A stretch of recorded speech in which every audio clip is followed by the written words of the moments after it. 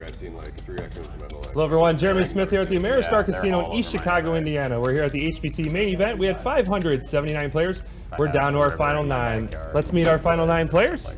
In the 1 seat, we have Eddie Blumenthal with 1,105,000 chips from Las Vegas, Nevada. Let's give Eddie in the 1 seat a round of applause. In the 2 seat, we have Mike Coe with 970,000 chips from Morton Grove, Illinois. Let's give it up for Mike in the 2 seat.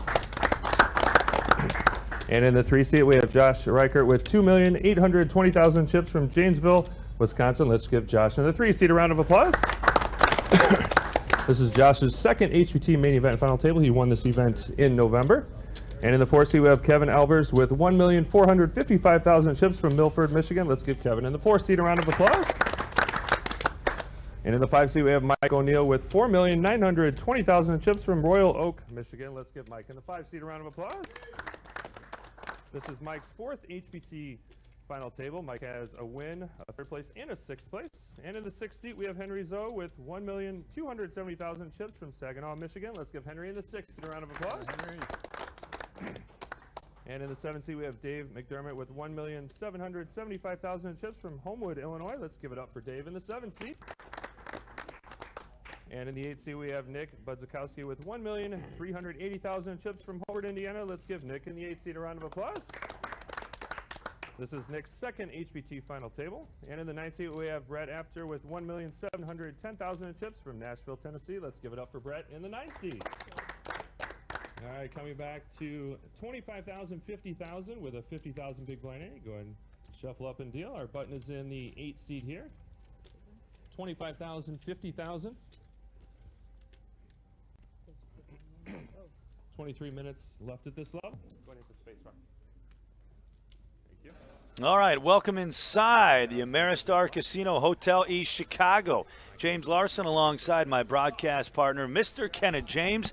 Great to be here on the shores of Lake Michigan. What a week it has been, Kenneth, with a prize pool of almost 834,579 total entries. And as always, when we start the broadcast, we are down to our final 9 players. Yeah, great to be here, James. Always nice to be saddled up next to you here in the booth. Thank you for joining us, everyone. We're in for a day of great poker. A lot of these players have been here before, well accomplished, so we expect to see some great play out of these players, and it's always a joy to sit next to you and commentate the action, give some insight, especially on this live stream where we can talk back and forth with our audience on strategy and different things. So it's going to be a great day. Thanks for joining us. And, of course, happy Labor Day to everybody. So hopefully most of you sitting at home watching this, maybe on your couch, maybe got a cold beer in your hand, getting ready to start that barbecue. But we're glad you're with us right now. You see the flop comes out, an ace and a couple of deuces. Eddie B with the best of it right now as we go to the turn card. It's the Queen of Hearts. Yeah, and Eddie has position, but he does have half the amount of chips that Brett does, so he looks like he's going for pot control. And this is important. When you have ace rag, you don't want to get in ballooned pots, right, and not know whether your kicker is good or not. So I think it's standard to give a check, and then when you get the double check by your opponent, you put on the gas, just like he's doing now. But Brett's picked up the gutter ball straight, so he's going to make the call, and we're going to go see a river. All right, river card is a blank, so the check mark goes to Eddie. He can't lose unless he folds the hand, and it's checked over to him now. Yeah, I'm pretty sure he's going to go for value here. Doesn't figure he's going to try and get called by a queen. But Brett just having king high, he does beat all heart bluffs like 8-7 of hearts, 10-9 of hearts, things like that. Pure bluffs like 5-6. Well, not 5-6 would make a pair on the river, but all bluff hands. So that's why he's giving it some consideration of whether he wants to make a hero call here. I don't think he will. I think he's going to reason a fold just based on stack size. I mean, he is betting probably about 17% of his stack here is Eddie on the river, and it's a double barrel. Yeah, the bet 110,000. Action here on Brett. Be a nice fold from Brett. When you start out, boy, I'm telling you, you look for these momentum goers, you know. And if you can make a hero call and you're right, it just feels like. So that's what the dilemma he's fighting with right now. But he does find a nice fold from Brett after. All right, so Eddie is going to win the first hand of the night, and we continue on here at the Ameristar Casino Hotel East Chicago, right here in East Chicago, Indiana. We paid 63 players. First place, by the way, $186,812, plus that $3,500 championship package. And Ken, nothing wrong with that, my friend. No, boy. You know, that's what I love about coming here to East Chicago. Poker is so well supported by its players, and we have these gigantic prize pools. You can get into these things for a $100 satellite and walk home with $186,000. And I talked to all these players at the start of this final table, and everyone except one, which interesting story about that, are in for one buy-in. It's awesome. So we're talking about a great ROI. All right, I like our new graphics that our HPT team has put together. We got a little picture now there with, of course, the cards. Yeah. Very nice. We got Kirk Fowler back there running our RFID system here as we're broadcasting at the Ameristar Casino Hotel East Chicago. Happy to have you with us today. Now, James, for those that don't know RFID and all these acronyms and the change that's happened, expound on that just a little bit more. Basically giving us the chance to show you the whole cards in a live way. So the cards are read through that RFID, and I don't want to get too technical with that, but essentially the cards are read and it spits that information into the computer, and then it comes out and we can tell you what they're holding in real time, right, if you will. You know, you don't the chip is in the card, though. The chip is in the card, and of course, we're using cards from our good friends company, talking about Tom Wheaton and Faded Spade. You and I talk about those a lot on the TV show. These cards are fantastic, easy to pitch, easy to hold on to them. I use them in my home bridge game every Sunday night. I love them. I really love them. They have great feel to them, and they go over that little box you see, the white square, and that's where it's inside the table. The RFID chip that's in the cards are read, and that's how we're able to get the cards so quickly onto the screen. And sometimes you'll see where there's a card where you don't see a graphic for the card, and that's just technology working at its worst sometimes. Where it doesn't always work out where we see it. Well, you see a raise now by Kevin. Look at this. And Henry wakes up with a real hand here, pocket queens. It's a $120,000 raise, and now it's a 3-bet going up to $350,000 by Henry. Yeah, and he started this final table with 1.2, so he's got 25% of his chips in the middle. And I know the players know that Henry has got some moves, so he may get action from the ace-10, but with only $1.3 million, I would expect a fold. Because here he's putting in about 25% of his stack, and he does. Nice fold by Kevin. Henry, interesting story about Kevin at the start of the final, Henry Zoo, right there you see stacking that pot. I asked him, do you have any interesting hands along the way? He said, yeah, right at the end of day one, I had $250,000. There's only 5 hands left in the night. And this guy raised, and I thought, I'm going to put him to the test. And he shoves all in for $250,000. He had the guy covered who had $175. The guy had pocket queens. You know what Henry had? What?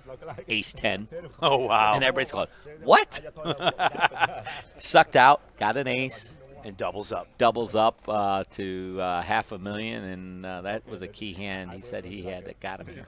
And speaking of chips, the man to his right, Mike O'Neill, he's had chips pretty much the entire weekend, and he starts this final table with $4.9 million. 4,920 does Mike in the 5 seat as he folds his hand there, and Mike with a huge lead over all of these other players. And Mike has got a lot of HPT experience, of course, where he has the 5th player to make back-to-back HPT main event final tables here, because he was at our last HPT final table here at this property. Total live earnings, almost $300,000. Quite a bit of cash for a guy who plays this game part-time.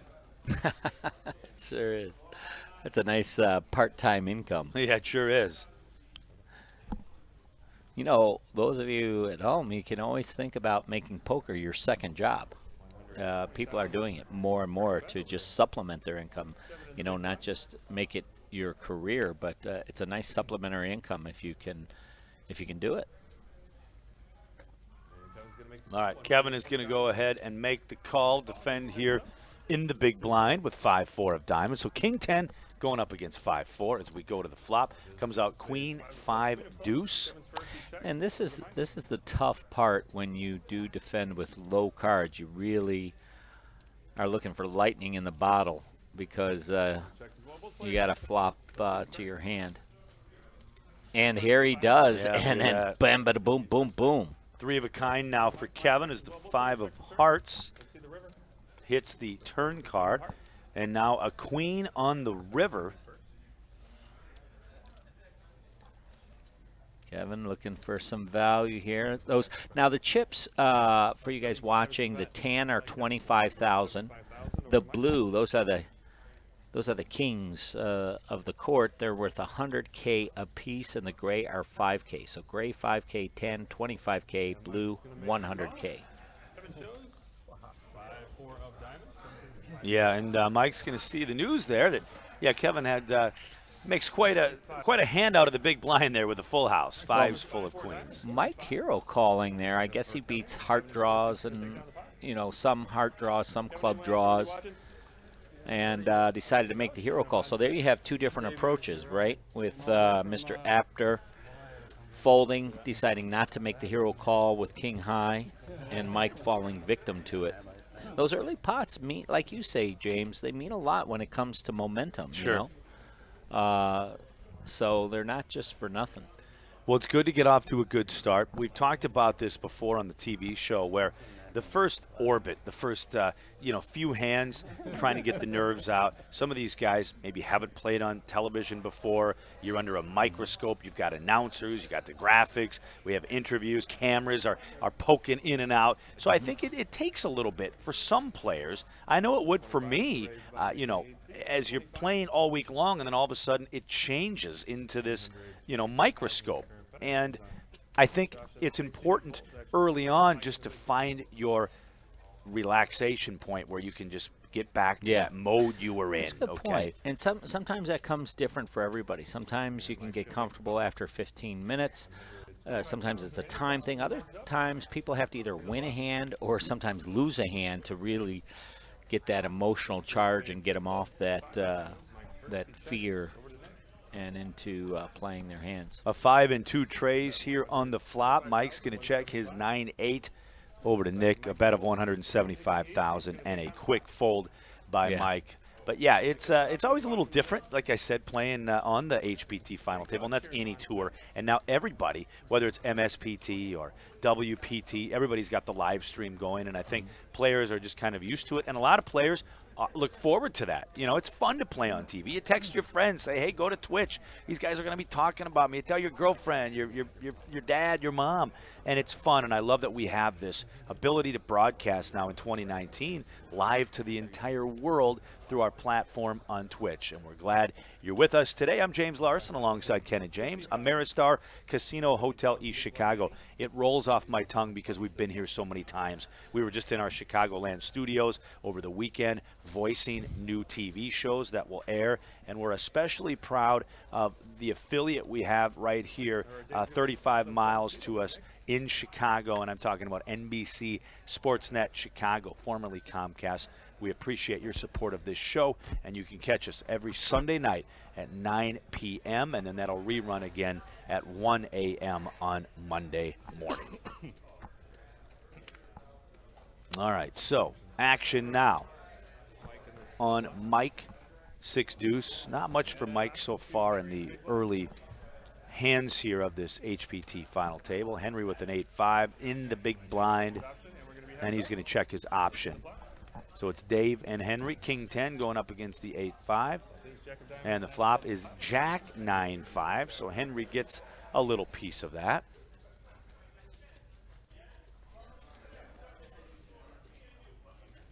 Now you look in, you mentioned first timers. You're looking at Dave McDermott there, not from Rounders, not Mike McDermott. Yeah, not Mike McDermott. That's Dave McDermott. I like his outfit tonight. Nice shirt and everything. This is his first HPT final table. He's only played a few of our events, cashed a couple of times. He said he's mainly playing the WSOP this summer. But he's happy to be here, and now he puts the gas on here. He takes one of those blue 100K chips and raises Henry Zhu up there, who's on the left on your screen. Makes it 225,000 to go with just a gut shot draw. I'm pretty sure he's representing diamonds here. And it's going to get through. So a nice semi-bluff and leveraging his position is Dave McDermott. He started his final table with 1.7 million in chips, and with that kind of aggressive positional play, he's going to make a case for making our final 6 on our TV table. Yeah.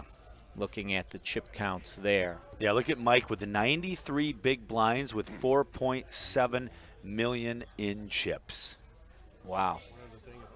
And there's the cumulative winnings of all the players. All right, action continues. The new graphic for us here. Yeah, on the HPT. we're getting used to some of the stuff on the fly.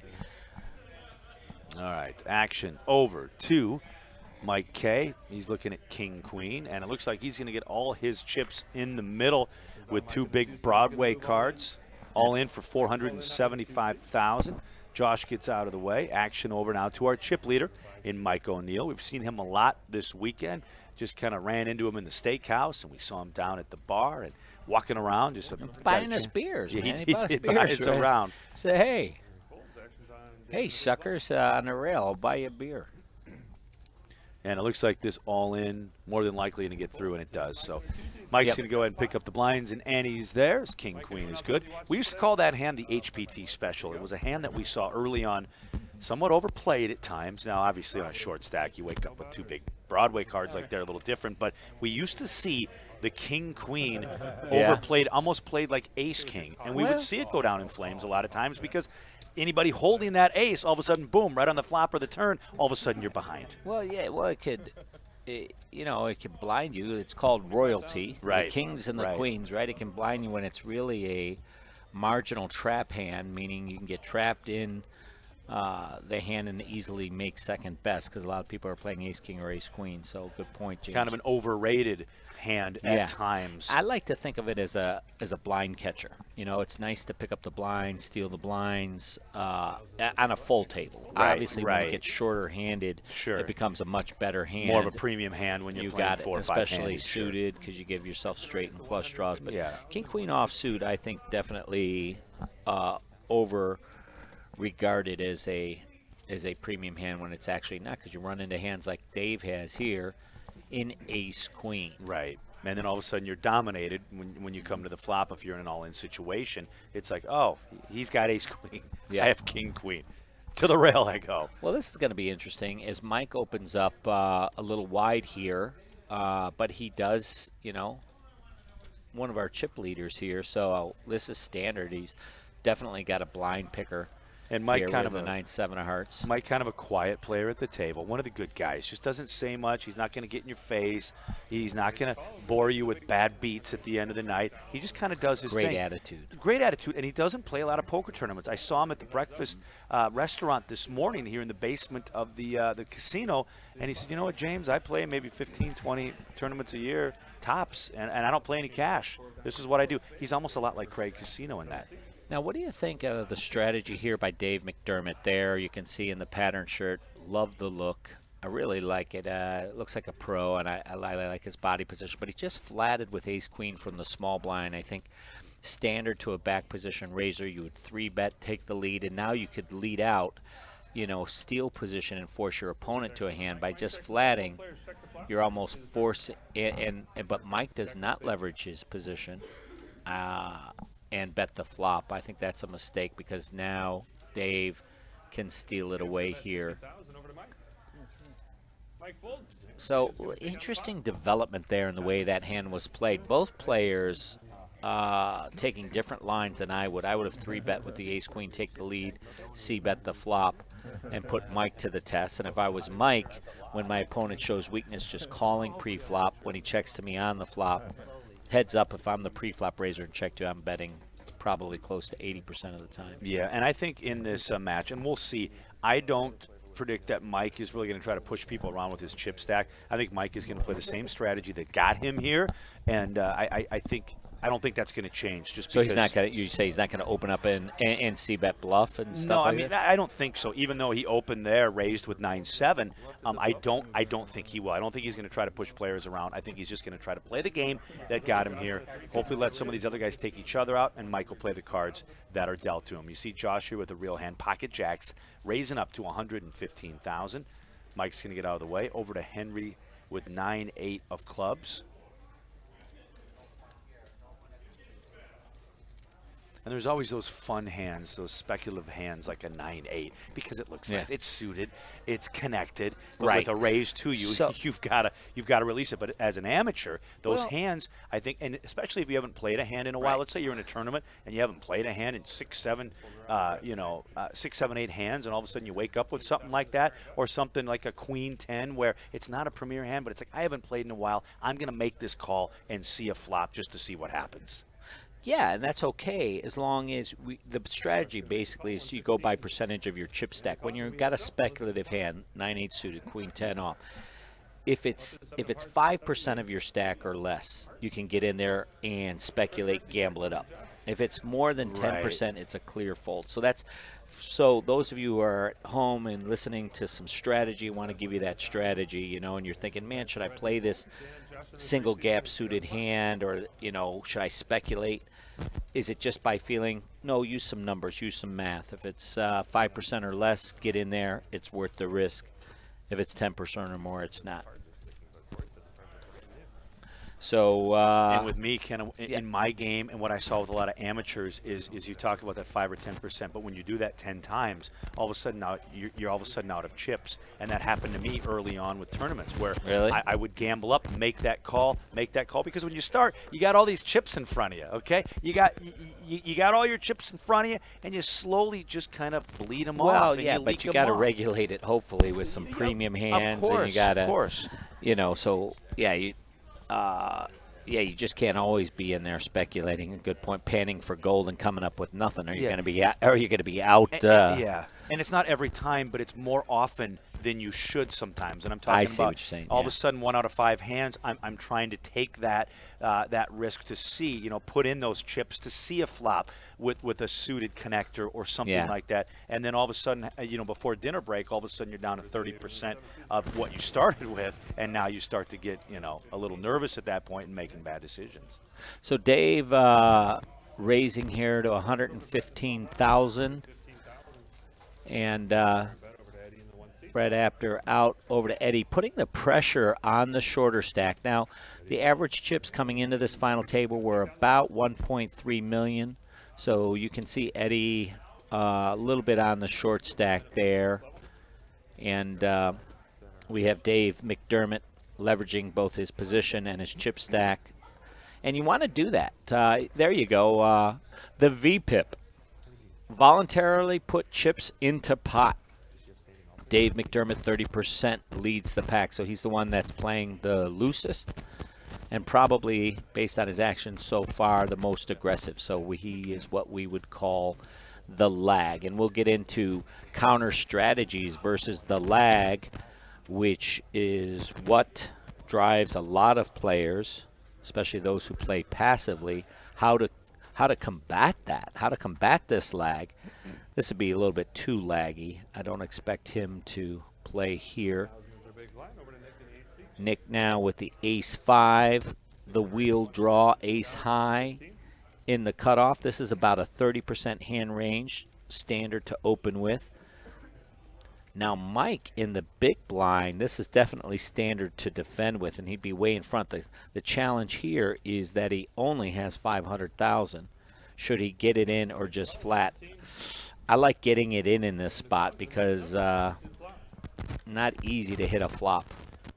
All right, to the flop we go. Ooh. It's King 8-7. He does, though. He hits middle pair, and I'm pretty sure he's going to go with this if Nick continues, but he doesn't. Oh, this is an interesting turn card now, bringing Nick into this pot. If he checks again, Nick's certainly going to bet and leverage position here with his open-ended straight draw. Kind of put Mike to a tough decision, but I expect Mike to call. And he does, protecting his equity. You can see it's 82% there. He's 82% to win this hand as we go to the river. It's an ace. He makes aces up. This is beautiful. Mike should go for value here. Do not check it because Nick will check it back. He does. He moves in. He could get called here. This is going to be a tough decision for Nick because the flush gets there. He really can only beat a bluff, even though he's hit his ace. Really tough spot. He's going to be in the cooker here for about a minute, I'm sure. So 360 to him, and he's got 1.1 million. So you can see that's, 35% of his stack roughly. This is not an easy decision. Nick Budzakowski started his final table with 1.3 million. He's down to 1.1 so far. If he makes this call, he'll be half his final table start. He does not like it. His look is kind of staring at the flop. I like to look at my opponent in this case because this is the type of decision where it really comes down to psychology, and you look at your opponent. Is this guy that's really going to bluff all his chips off here? And so my focus is on my opponent. And if you see right there, Mike Cole, he does not look like he's bluffing to me. And sure enough, Nick finds the muck well in a nice decision. All right, James Larson alongside Kenneth James here at the Ameristar Casino Hotel, East Chicago in East Chicago, Indiana. Started with $579. We paid $63, a prize pool of just under $834,000. Your minimum cash here at this final table.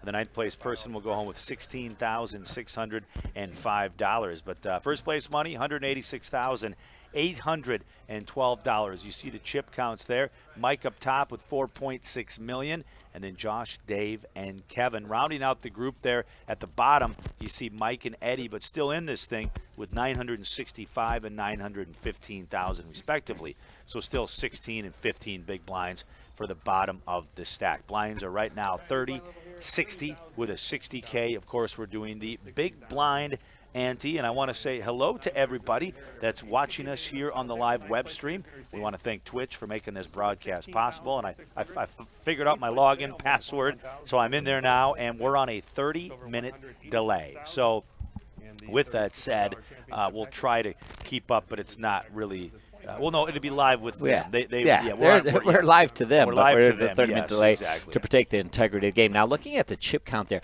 I'm really interested to see how strategies play out. Like Mike, you see he's really a dominant chip leader, and then Josh Reichard, who's won this event in November, back on another final table. You know, do they leverage their chip stack and their position by opening up and being aggressive, or do they play a more conservative game, protect their position, and let the other players kind of take themselves out? That's going to be interesting to see how that plays out. So that's what one of the things that I'm going to be watching for tonight is these individual strategies by these players. Are they waiting for the cards, or are they going to try and make something happen? And early on, it looks like from the first few hands, David McDermott, right there, you see him in the colored shirt. He looks like he's going to go after it. So he's going to play an aggressive attacking style game with some reasonable hands, maybe some marginal hands, not the junk hands. And, he's not going to let it come to him. He's going to go after it, where it looks like early on Josh Reichard and Mike may be sitting back and letting things develop a little bit more. All right, you see the raise by Kevin up to 150,000 with his pocket sixes. Josh is going to defend with an ace in the big blind. So it's heads up To the flop we go as both players check their cards once again. And the flop comes out 9-5 deuce, so Josh gets a piece of that. Pairs his fives, but the six is still in the lead. Yeah, it's one thing to sit back. It's another thing to, just give up your blinds and not defend. So Josh is not – he's just too sharp a player to, just give up his blinds and not become a target. He doesn't want to become a target, so he's definitely going to defend with all aces, and now he's got a pair. So he's going to defend his equity here. All right, let's go to the turn card now. And it's the Queen of Diamonds. Helps neither player. I expect this to go check, check, and it does. And the river card now is the Ace of Hearts. So look at this. 2 pair now for Josh. Now, Josh is really, I'm surprised that Josh checked that really quickly. Maybe he thinks that Kevin there, when he checked the turn, was trying to protect a weak ace and might get a bluff catch on the river. But a small misstep, I think, if I could be so bold in saying on Josh Reichert. I think a small value bet probably is not going to get paid anyway, but I think that was the more optimum action. All right, well, if you have a question for myself or Coach Kenna, you can hit us up here right on the side of the screen. It's good to see Donk Slayer with us and 619 Poker and M-Ho and all our good friends out there. So, yeah, just if you have a question for us, we'll try to keep an eye on this as well as the poker action as we broadcast from the Ameristar Casino Hotel East Chicago. I am James Larson alongside Kenneth James. Our producer tonight is Zach Howard sitting in here with us. Nice. And Kirk Falla back there engineering things, and we want to thank everybody for being a part of this live stream today. Happy Labor Day, everybody. Beautiful weather outside, and as always here in East Chicago, 70 degrees and perfect inside the poker room. I'll tell you that much for sure. And I think we're in for a long one today is my prediction. I see the chips are pretty much evenly spread out throughout everybody. You see Mike O'Neill, of course, with the chip lead, but everybody kind of log jammed after that, kind of in the middle. And even at the bottom, I just talked about it. Your short stack still have 15 to 17 big blinds. So if you're looking for some poker today, you came to the right place. So here, Josh defending from the small blind to Mike's raise. So remember I said I want to look for strategy early on.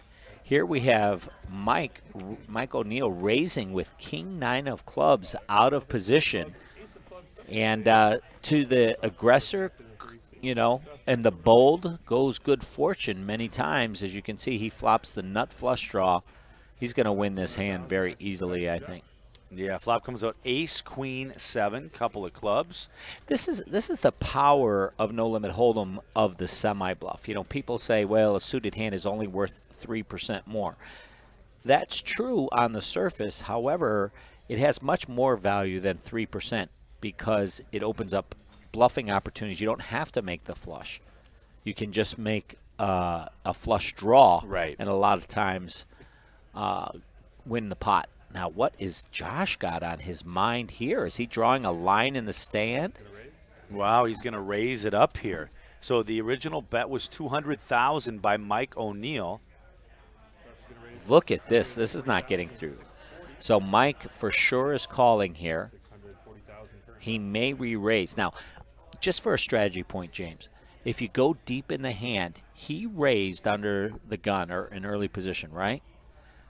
Now, his opponent just flatted him, so he should, if he really goes to deep level thinking, he should realize my opponent probably doesn't have ace-queen or ace-king because I didn't get re-raised, so I'm only behind pocket sevens is the only hand that really makes sense that Josh could be having here. And that's exactly what Josh is going to represent.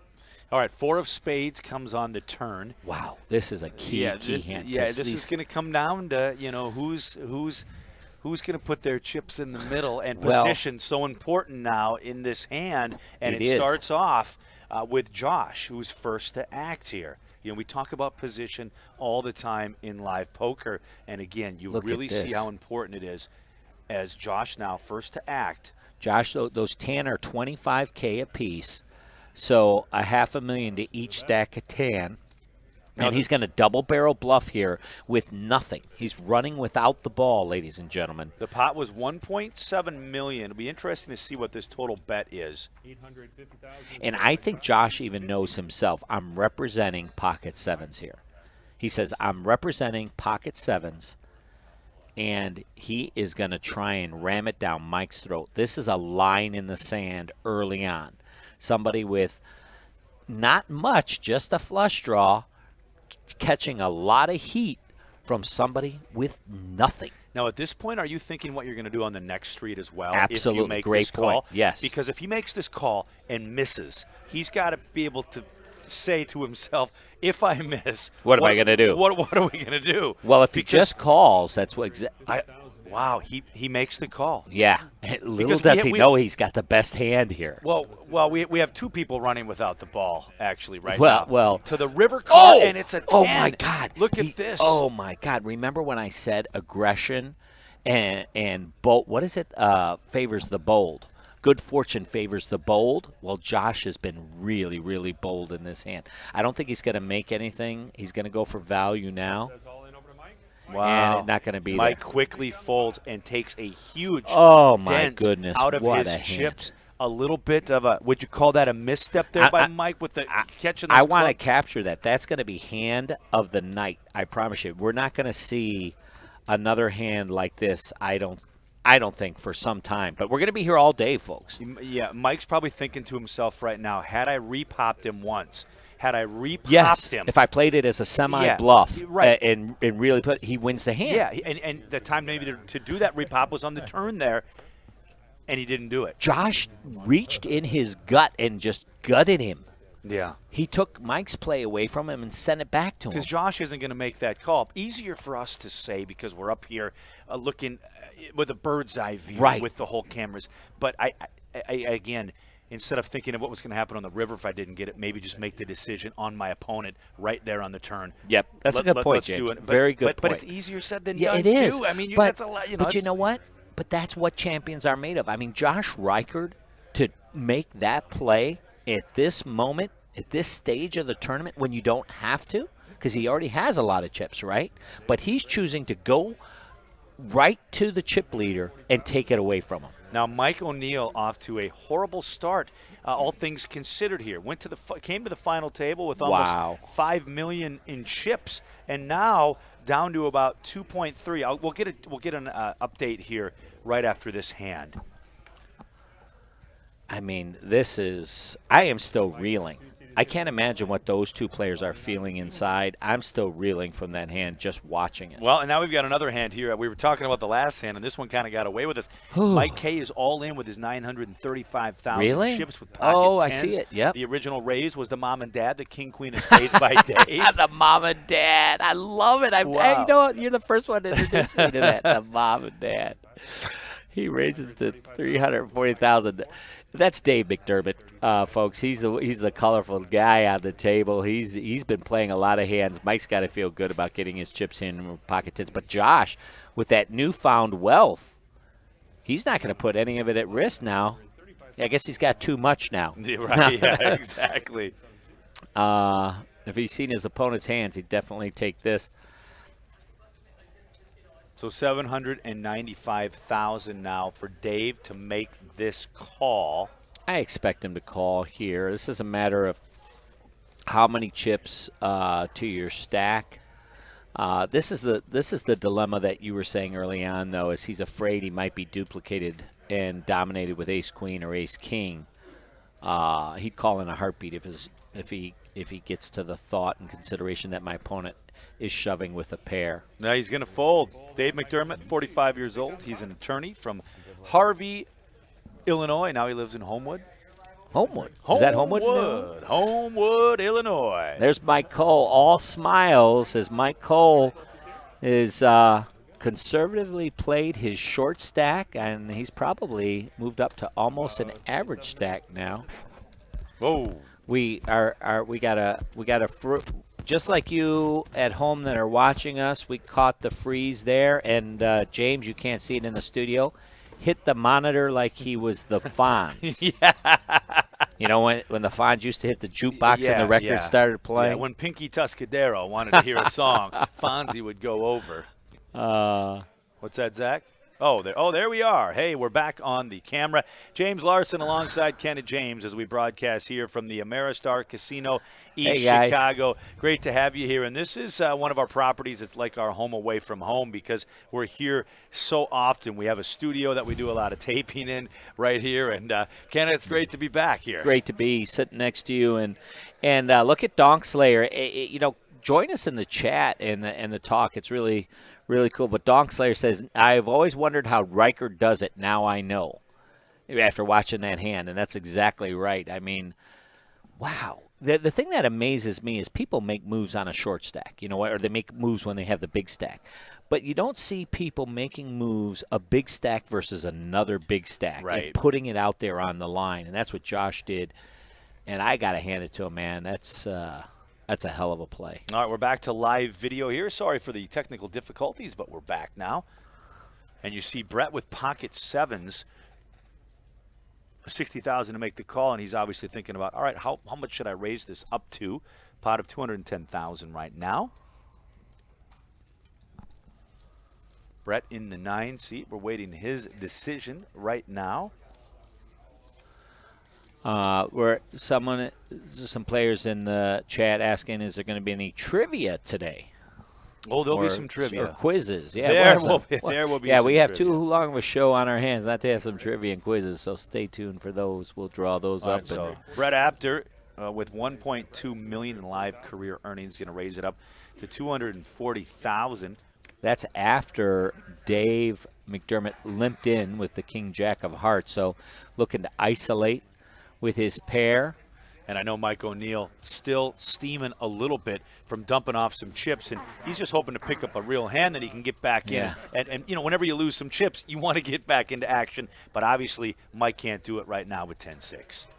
So now it's back to Dave McDermott. He's got the King Jack of Hearts, the Love Fest with the Kenneth James. He just got rid of King Queen of Spades, so he might be looking to play here and take a flop. He's only got a call, what is that, about 180,000 more, and he's got 2 million, so it's less than 10% of his stack. His challenge is he's out of position. So I was saying that earlier, when you've got these kind of hands and you're thinking about taking flops, if it's closer to 10%, you want to be in position and not play it out of position as far as the strategy point goes.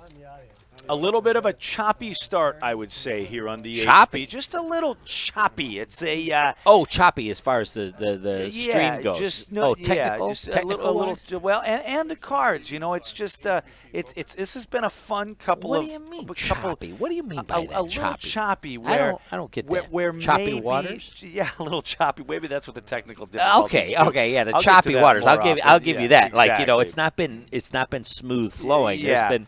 These players are vying for a championship. They sure are, and they're playing for big money here on the HPT, as always. Tell us about it. And with the Ameristar East Chicago. And up top for your champion, $186,812. And I always love when we've got 2 six-figure prizes at one final table. Second place tonight, $115,406. And then third, rounding out the top 3, $75,637. In poker, I don't care what tour you're on, you want to get, obviously, in that top 5. The 6 figures. You want a 6-figure payday. Yeah, but you want to be, top 5 is really where you start to make some serious money. 5th place tonight, just over $38,000. But every player right now is guaranteed $16,605. I want to give a shout out to our final table Bubble Boy, Dan Sepio, $12,786, and a couple of our friends here, our good folks here on the HPT, like Ed Sebestic, he went out in 16th.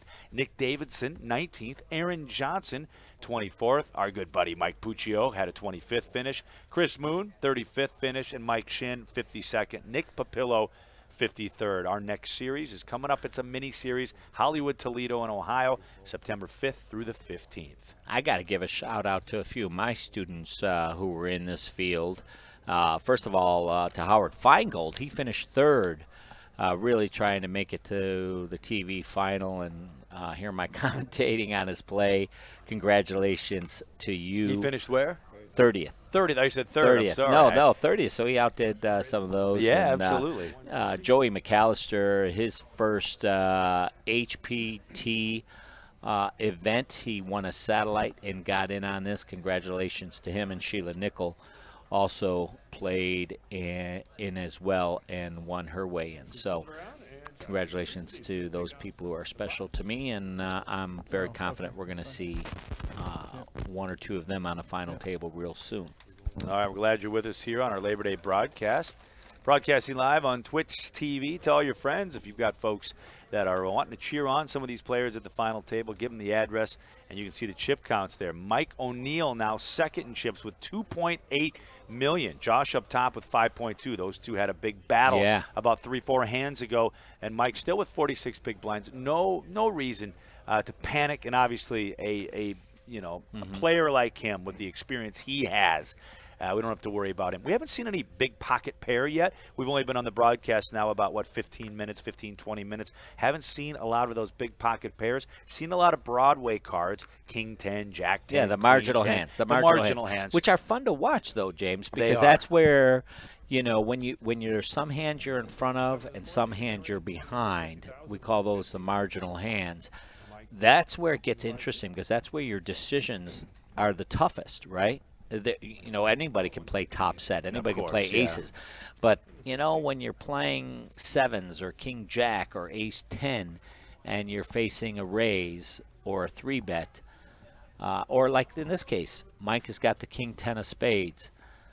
This is where it gets interesting as far as when I look at the broadcast. And that's what I love about live streams. No matter what tour you're watching, is you get to see every hand. You get to see the walks. You get to see the blind versus blind. You see every single hand. And I think really that's where poker is going.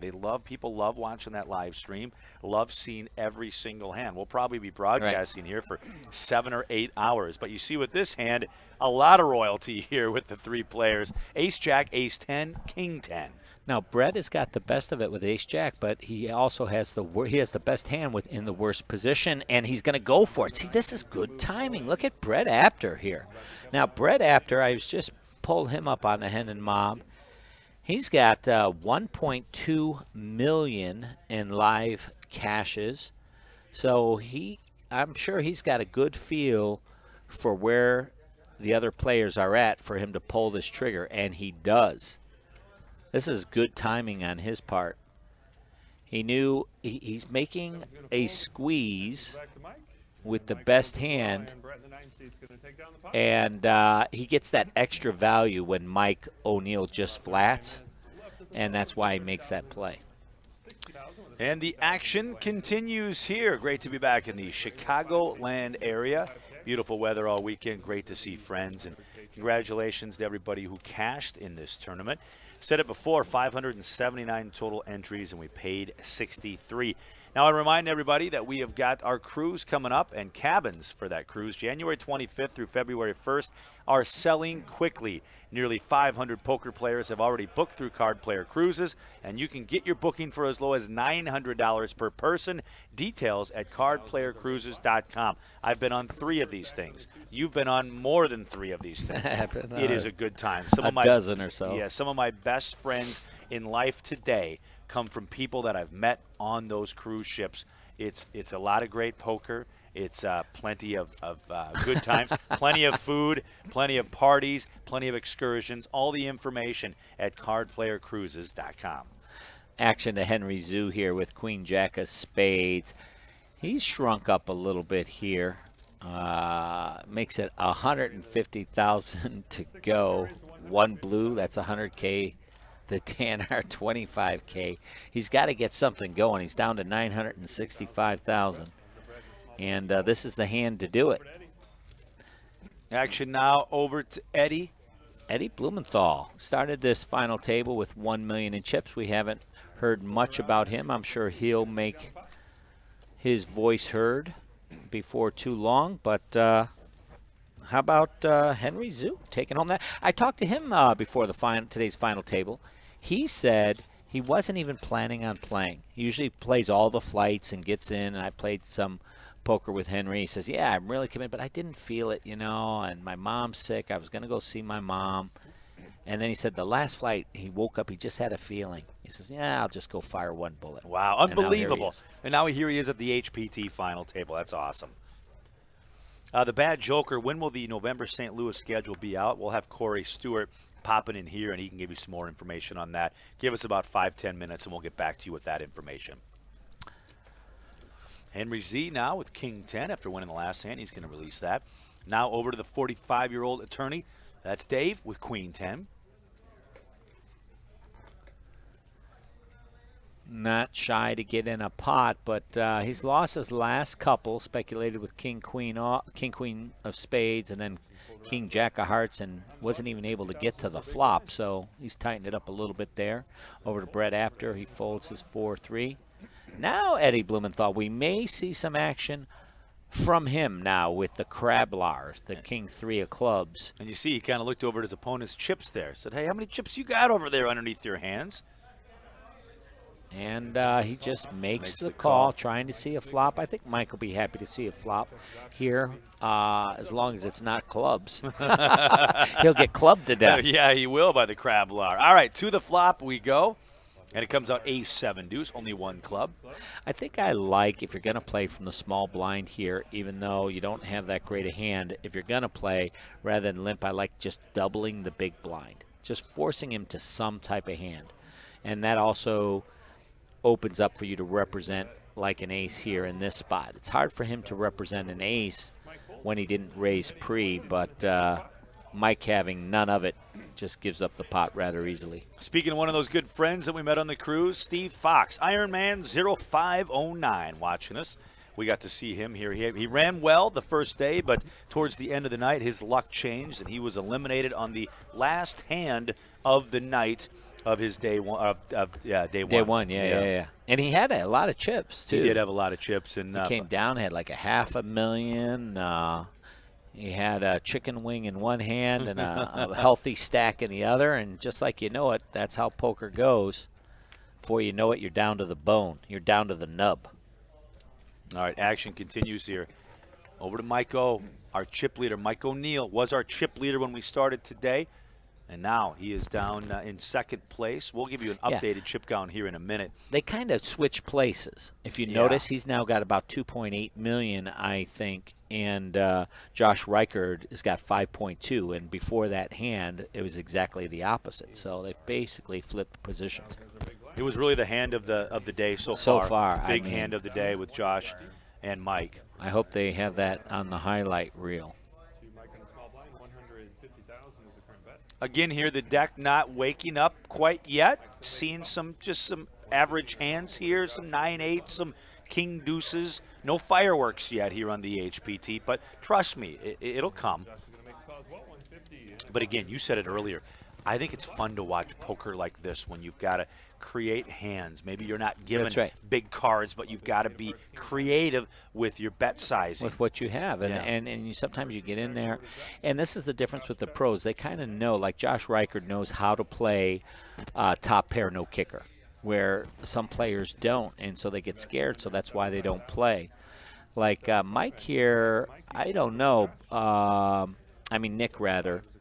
He's betting third pair to the board against two other opponents where Josh's values are a little bit stronger. He's checking and calling with top pair.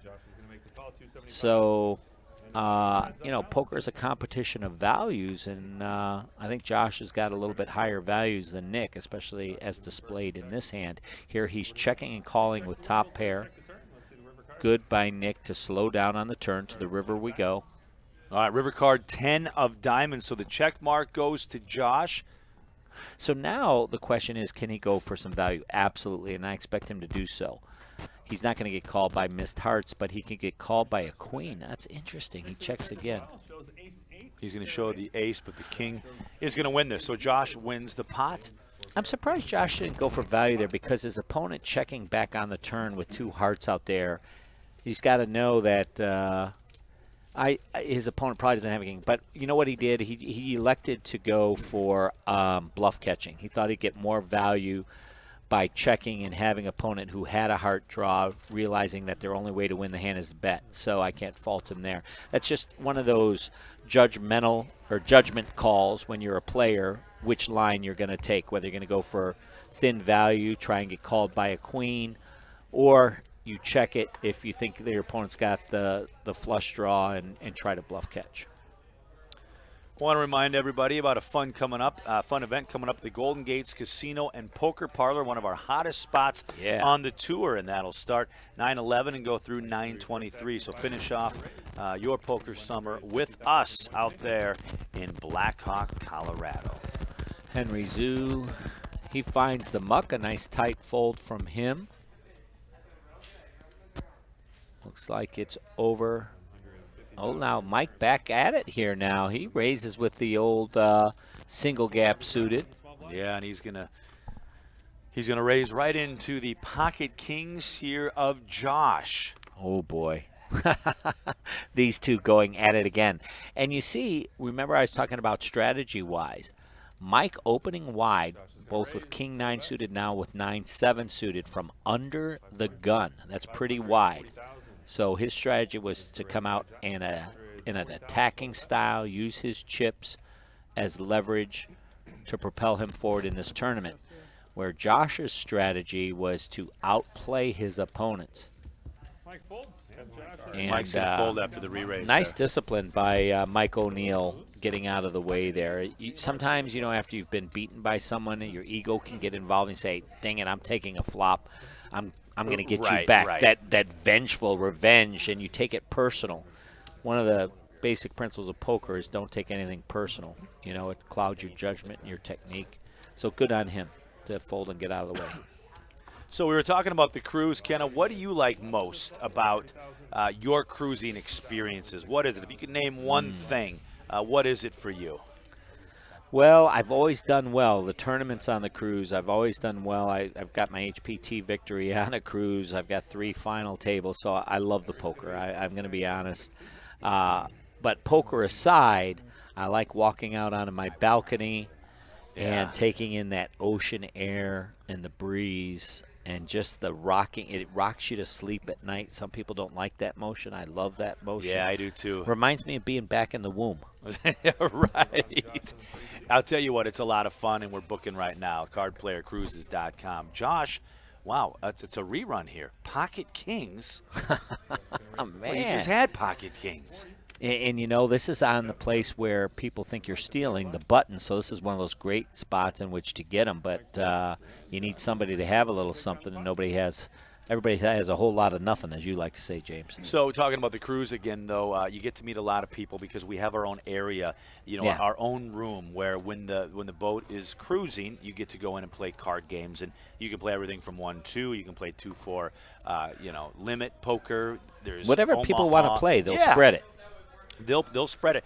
Like every year we do a fun little sit and go with all of our friends. We'll all throw in $300-$400, 9 of us, and do just a fun little sit and go. And then of course the main event goes on as well. So it's a very laid back experience. And if your spouse maybe isn't into poker, that is A-OK. There are plenty of things to do on the ship, and we're not playing poker 24/7 because when the ship is docked, there is no poker. We're out doing fun things like that. And the food, I'm going to tell you right now, if you're worried about gaining weight, don't go on a cruise. I'm telling you that right now because, of course, with your cabin, all of the food is complimentary. Now, if you want to go to a certain steakhouse or a Mexican place, you pay extra for that. Now, but all food complimentary. Look at this. So you start when you're playing as well as Josh is, and you're running well. You start to feel invincible. So that's why he opens up in position with the Jack Deuce here.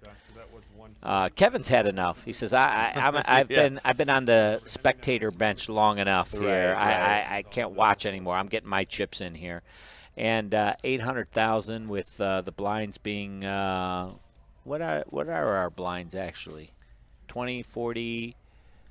Let me look over to our producer Zach here and 25.50. So he's got less than 20 bigs. So I think this is standard and actually a good spot to get it in with ace 8 here. 25.50, 25, something like that. So Kevin's going to win that pot. Nice timing by Kevin there. Way to pull the trigger. Looks like he's been hasn't missed a workout in the gym. Yeah, probably not going to be Too arm often. wrestling Kevin anytime soon. He's got the tattoo there on his Those right. are some guns, man. Yeah. Holy cow. I squash you like grape. Had somebody ask me on Twitter what the buy-in was for this event, and of course, Ken, we can let them know $1,650 was the buy-in. Now, this mini-series that we have going on at Hollywood, Toledo, in Ohio, the main event is $500 for the mini-series. Again, you can check out all of our events at hptpoker.com. But the next full series, I just mentioned it, our next 1650 event, Golden Gates Casino, September 11th through the 23rd. So right around the corner. And look at this. The Kings seem to be kind of moving around the table a little bit, moving from right now to left. And Kevin picks up pocket kings. Over to Mike now, who's just hoping to get one hand today. You know, just one decent hand he can play. He's going to fold that. Over to Henry. Little suited gapper here, 6'4". He's going to release his hand. Over now David with ace-4 suited in clubs. We'll see if he defends this. The raise was to $150,000. And it looks like he will defend from the big blind. So we'll be heads up to the flop. The pocket kings of Kevin going up against Dave's ace-4 to the flop. We go. And it's 2 queens and a deuce. Dave will be first to act. And he's going to check over to Kevin. Now, Kevin checks the flop here. Pocket kings, he opens. 2 queens come out, and he checks. Well, it looks like Dave has picked up the flush draw. He's going to semi-bluff his turn here. Not going to get through. Kevin protecting.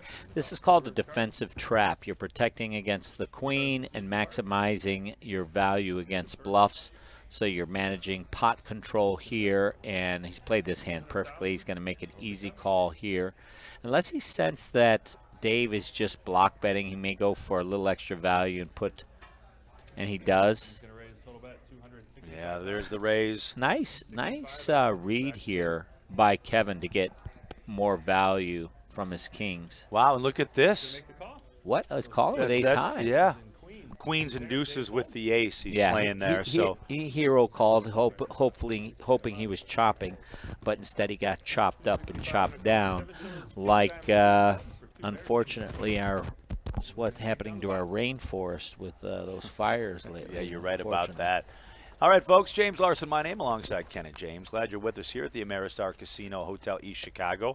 And behind us, you may hear some folks playing cards because we're in the back room. Of course, the casino has 2 little rooms back here that we're in. And we're in the back room where there's another tournament going on to end our series. Our side events have been off the hook here at the Ameristar, and we want to thank all the players who came out and played in this wonderful event. Want to thank all the staff and, of course, our tournament director, Mr. Jeremy Smith, for everything that he did to make this week a huge success. You just heard Jeremy say 23 minutes left in this level. Got a fold from the 1 seat. Over to Mike now. He's going to release his cards. Fold it over now to big guns here. The man with the guns, Kevin. Queen 10 running pretty well here the last 3 hands. Queen 10 suited in spades. And Michael will look down at a junky 7-4. The raise, by the way, was to $150,000.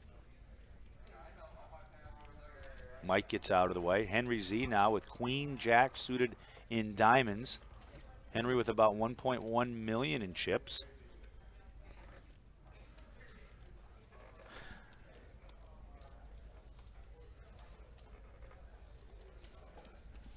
And Henry's going to fold his hand. Dave with 8-6, and now Nick with 8 tray of hearts. That'll be folded as well. So Kevin's going to win yet another pot Kevin here. in stroke now, boy. It's like he's in reps, right? He's doing his reps. He's in the cycle. What do they call it? You know, when you run the cycle?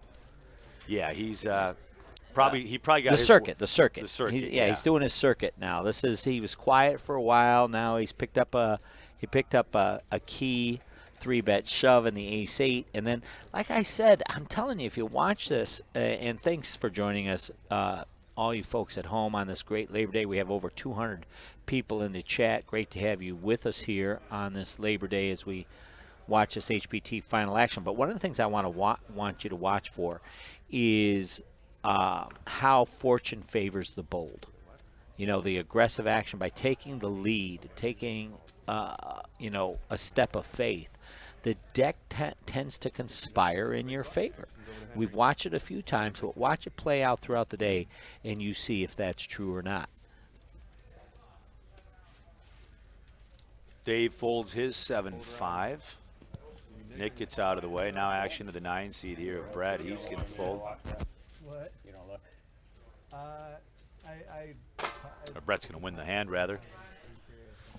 So if you're joining us late here, chips just kind of moving around the table. No eliminations yet. The biggest hand of the night involved Mike O'Neill and Josh, where Mike flopped a flush and basically called it all the way down. And Josh, basically that's where the chip lead took a little change there from first to second, second to first.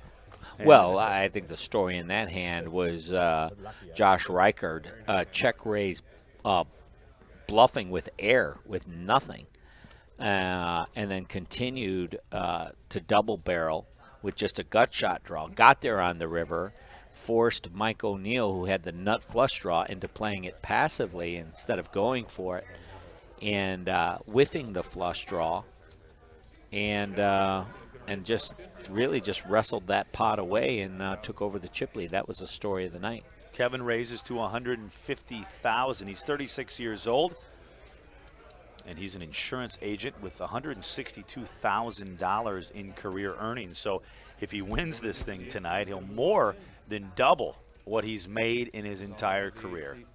Wow. Now look at Nicky Budzikowski here. He's Budzikowski, rather. He's all in. He's got the pocket nines. He's got a top 5% of hands. Both players do, so I'm sure this is going to get called here by Kevin, and we're going to be off to the races. Yeah, you see it's just $265,000 for Kevin to make the call. So we've got an all-in. Let's flip over the cards, and it's off to the races. As you like to say, my friend, ace-queen going up against the pocket nines. You know how much I love those pocket nines. Now you see he's got a 10% edge here, 55-45. That's based, remember, these cards have RFID chips in them, so we know what cards are folded, so those percentages will be adjusted accordingly. Otherwise, this would be actually a lot closer than that. All right, Kevin has ace of diamonds, queen of hearts here. All right, you see Nick needs to have this hand hold up or he will be eliminated. He's in the lead right now with his pocket pair. Ace-queen going up against nines. Let's go to the flop. Just a little concerned look there from Nick, former HPT final tableist and fourth place finisher. The turn card is the king, so now Broadway options here for Kevin. He does have the club blocker, though. If it's a club, he will flush it out, but he stays, the deck stays clean, as I say, stays pure. Nines hold up, he doubles up, and will stay in this tournament. We may be in for a long night, my friend. Yeah, I got a feeling. I said that early on, and especially the way we've kind of gotten off to what I'll say is a little bit of a slow start. But I'll tell you this. I love watching live poker, and I tell folks that want to get better, I think it's so important to watch a live stream like this. Yeah. Watch it for several hours. However, with that said, you've still got to get the repetition, the reps. You got to get out and play yourself. But what I really like myself, where I try to get better, is watching three-handed and heads-up poker on TV, on streams, to watch how the other guys and gals do it. Because a lot of times, and I've said this before, you enter a tournament and all of a sudden you're down to 4 people and you've never played against just you and 3 other people. Then all of a sudden your head's up and it's like, wait a minute, I forgot to read that chapter in Super System. That's where you better call Ken and James and get a lesson on shorthanded play. And the problem is it's too late at that point. So, you know, you should always be, as a coach, you can respect this, always be learning more about the game, constantly studying the game. And what's great about this, it's entertaining. This is like watching any sport, but while you're watching, watch what the, you know, what the players are opening with. Like one of the things that I do is I look for ranges that people are opening with. Like, you know, for me personally, at this stage of the tournament with his stack, I'd be opening with about 30% of hands, maybe 40%. Brett Apter's got a below 50% hand here, so he believes in leveraging probably 75, 80% of his range here. And I probably agree with that because he does have shorter stacks to his left. So you don't really want to fold your button too often. But against defenders, I'm not sure I would open here. And Mike Cole, he defended earlier with ace-8. Now he's defending with king-9. He's got a gutter ball. I expect this to go check, bet, fold. Mike may pull a card here. Brett has very little equity, as you can see, so he's going to go ahead and exercise and leverage his position. Nice played by Brett Apter. Interesting story about him. Get a look at him there. I'll tell you in just a second. All right, action continues here from the Ameristar Casino Hotel, East Chicago. Here in East Chicago, Indiana. Happy Labor Day to everybody out there. We're glad you're with us live on the Twitch feed. 211 viewers right now. And what a week it's been out here. 579 entries. We paid 63, a prize pool of just under $834,000. So, sorry, I had a little coughing attack there. Caught a bug.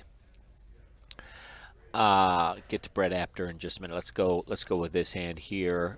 Mike O'Neill down to 2.3 million, started his final table with over 5 million in chips. He's going to look for a hand to get back in this. Action folded around now to Nick with King Queen. This is what you were saying. What did you call it? The mom and dad. The mom and dad. The mom and dad. Nick, who are the kids then? Yeah, who are I'm the not kids? sure. Haven't got the Jack that far 10 yet. or It could be. Maybe the 3-4. Maybe the 3-4 deuces. six. How about the deuces? The twins. Ducks, The twins. Yeah. The twins. I like that. There's some twins. There you go. The crabs. So the raise was to 165,000. I like that. Pocket deuces. We call instead of ducks, we call them the twins. Call them the twins. You just did it. You did it, buddy. Josh folding the Jack 10. He's not folded yet. Action to him. He'll defend with this for sure. Yeah, it's 105,000. You don't win championships by not defending and protecting your big blind with top 20% hands, which is what he's got here. But this is this is what's really interesting, James, is how do you play second pair to the board on a semi-wet board? Some people would say this is a dry board. 240,000 is the bet by Nick. 240. I would expect that he would pull one here. And you see Nick down to 575,000 after that bet of 240, going up against the big stack here of about 5.9 million. True. So, stack considerations are even more, have a higher priority than even table position. Now, does Nick just shove here with his remaining 575? Good question. The pot's 900,000, so his SPR, his stack to pot ratio, is a +2 almost. Yeah, so he's going to shove your stack to pot ratio when it gets that value. You'd rather than go for extra value, you'd like to protect. And now Josh is thinking, I've got second top pair here. I can eliminate a player. It's 575,000 to make this call, but he's going to fold. Yeah. That's a nice sharp play there. When you have those marginal hands, this is what I love about watching. It's the play of the marginal hands when you have second pair to the board, or you have top pair weak kicker, or you have a draw. How are you going to play these hands? And that's the different strategies and techniques that we're going to watch play out today that I personally find interesting in watching each of these players' games. You see Brett Apter there. He is in seat 9. I told you I would tell you an interesting story about him. He also wasn't going to play this event.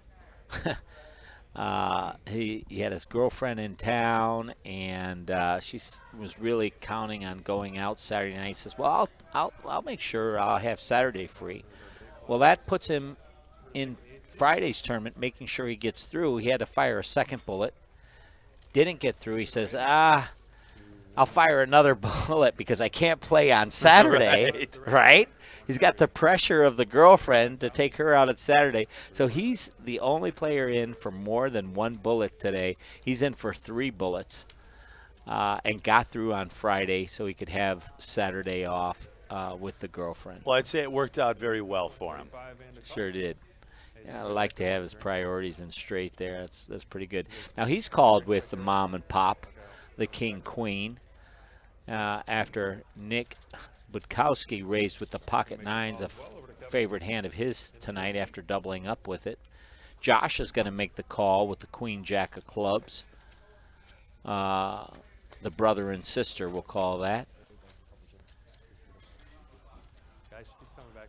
Over to Kevin now with the ace-8. We may have our first 4-way pot. Oh, he moves all in. Look at this. Look at this. This is not going to get through. Kevin's all in. I don't know if I like this squeeze with ace-8 against 3 opponents. I do not. This is overly aggressive. This is the 2-9. He got the 2 9s to fold? Oh, my goodness. Forget what I just said there. Just squat another 800 pounds. Holy cow. How does that get through, the 2 9s? About 10 minutes left at this level, 10 minutes left. You know, I guess I probably, you know, if you go into leveling and how players think, maybe Nick Budkowski is saying this guy is not going to try and squeeze 4 players out with a hand worse than pocket 9s. But Mr. Budkowski, that's exactly what happened. You'd have been about a 70-30 favorite had you had made that call. So my friend says, James Larson, trivia question, maybe only you would know. What is the combined age of all the players at the final table? He said 365. Well, you were close. Anybody else want to guess? As we see Dave here with pocket queens. Well, I would go, let's see, average age of 40 times 9 is 360. I think that's a good guess, but I would say it looks a little bit younger than that. Well, he was close. I'll give you the answer here after this hand. He was I very would go close. 352. You're Nicolas Cage, you got to go under, and Kenna, you got to go higher than that, Really? So I'll just tell you guys. The combined age of all 9 players, I just added it on my iPhone calculator, 360. 360. Nice guess at 365. Yeah, very good. I mean, this guy, I think he knows He's something. within the Price is Right Oh, yeah. double Well, he showcase. went over, though, but he went over. Oh. You can't go over, right, Zach? That's the problem. Yeah, Hey, yeah, Nico always bet Cage. $1. That's not Nicolas Cage, is it? I was in a could movie be. with You him a were in couple years movie ago. with him. All right, here Dave with now pocket 8s, back-to-back pairs. Things are heating up for him. I've always said poker's like a wave, you know. The tide comes in and the tide goes out. You just hope to ride that. Well, you hope to ride that wave and get paid on that wave too. We talk about choppy. He won a couple of hands early. Remember, he had the highest hand frequency for a while there at 30%. He probably still does. But then he didn't see flops with the king queen of spades or the king jack of hearts. He got re-raised and elected not to see flops. Now he has 8, so it's been a little bit of choppy waters for David McDermott coming to this final table with 1.7 million, now sitting on 1.2 million. So choppy waters for him, looking to right the ship. As Josh now with the mom and pop. Boy, you mentioned that king queen. It just is appearing more and more. And here Josh re-raises, putting the heat on Dave McDermott once again. He's been under the fire. He's been like, you know what he's been like? He's been like a, what is that? And he folds once again. What is that custard where they put the blowtorch on it? Yeah, I know what you're talking about. Creme brulee. Creme I knew brulee. Zach would know that. Zach, come with our producer Zach there. The creme brulee. He's the creme brulee of the table. He's had the torch put to him 3 different times on all those speculative type hands that you said, and has not been able to see a flop. That's got to be tough because, man, you want to see a flop with king, queen of spades, king, jack of hearts, pocket 8s. Not seeing all those hands. He's come in and has folded to a 3-bet. The one hand he probably should have gone with was the king, queen of spades. His opponent had pocket 10s. He would have been a coin flip and things could have been totally different. But as is, he's taken a kick to the side of the car door a few times, and he's got a little dent in his stack. Moving forward, Josh now opening up. I'm really excited to watch him play as he keeps moving his chip stack forward. Now he's leveraging here, late position, a bottom 40% hand. And look at Mike O'Neill there as he just kind of squints a little bit, puts his hand over his brow there. He's had no luck at this final table. Comes in as the chip leader. When I shouldn't say no luck, just hasn't had any cards. Well, he has. He's been outplayed. He really has. I'm going to call it as it is. I mean, he's a good player. He got outplayed, but he ran into the buzzsaw of Josh Reichert, yeah. and he outplayed him. He outmuscled him in that pot. And to be fair, I mean, Mike is opening up with 30% hands, king nine of clubs, 9-7 times, and he's going to take an aggressive route. But when you get re-aggressed, it really is tough when you're out of position. And Josh put him to that test, and he didn't pass. He could have gotten lucky in the deck, and it didn't come out for him. But he could have also replayed it, and he didn't. Replayed back at him, and he could have won that hand. But not to fault him. I mean, good player, great guy. But let's call a spade a spade. If I was in his shoes, I'm sure Josh would have put me a skewer in me too. Right.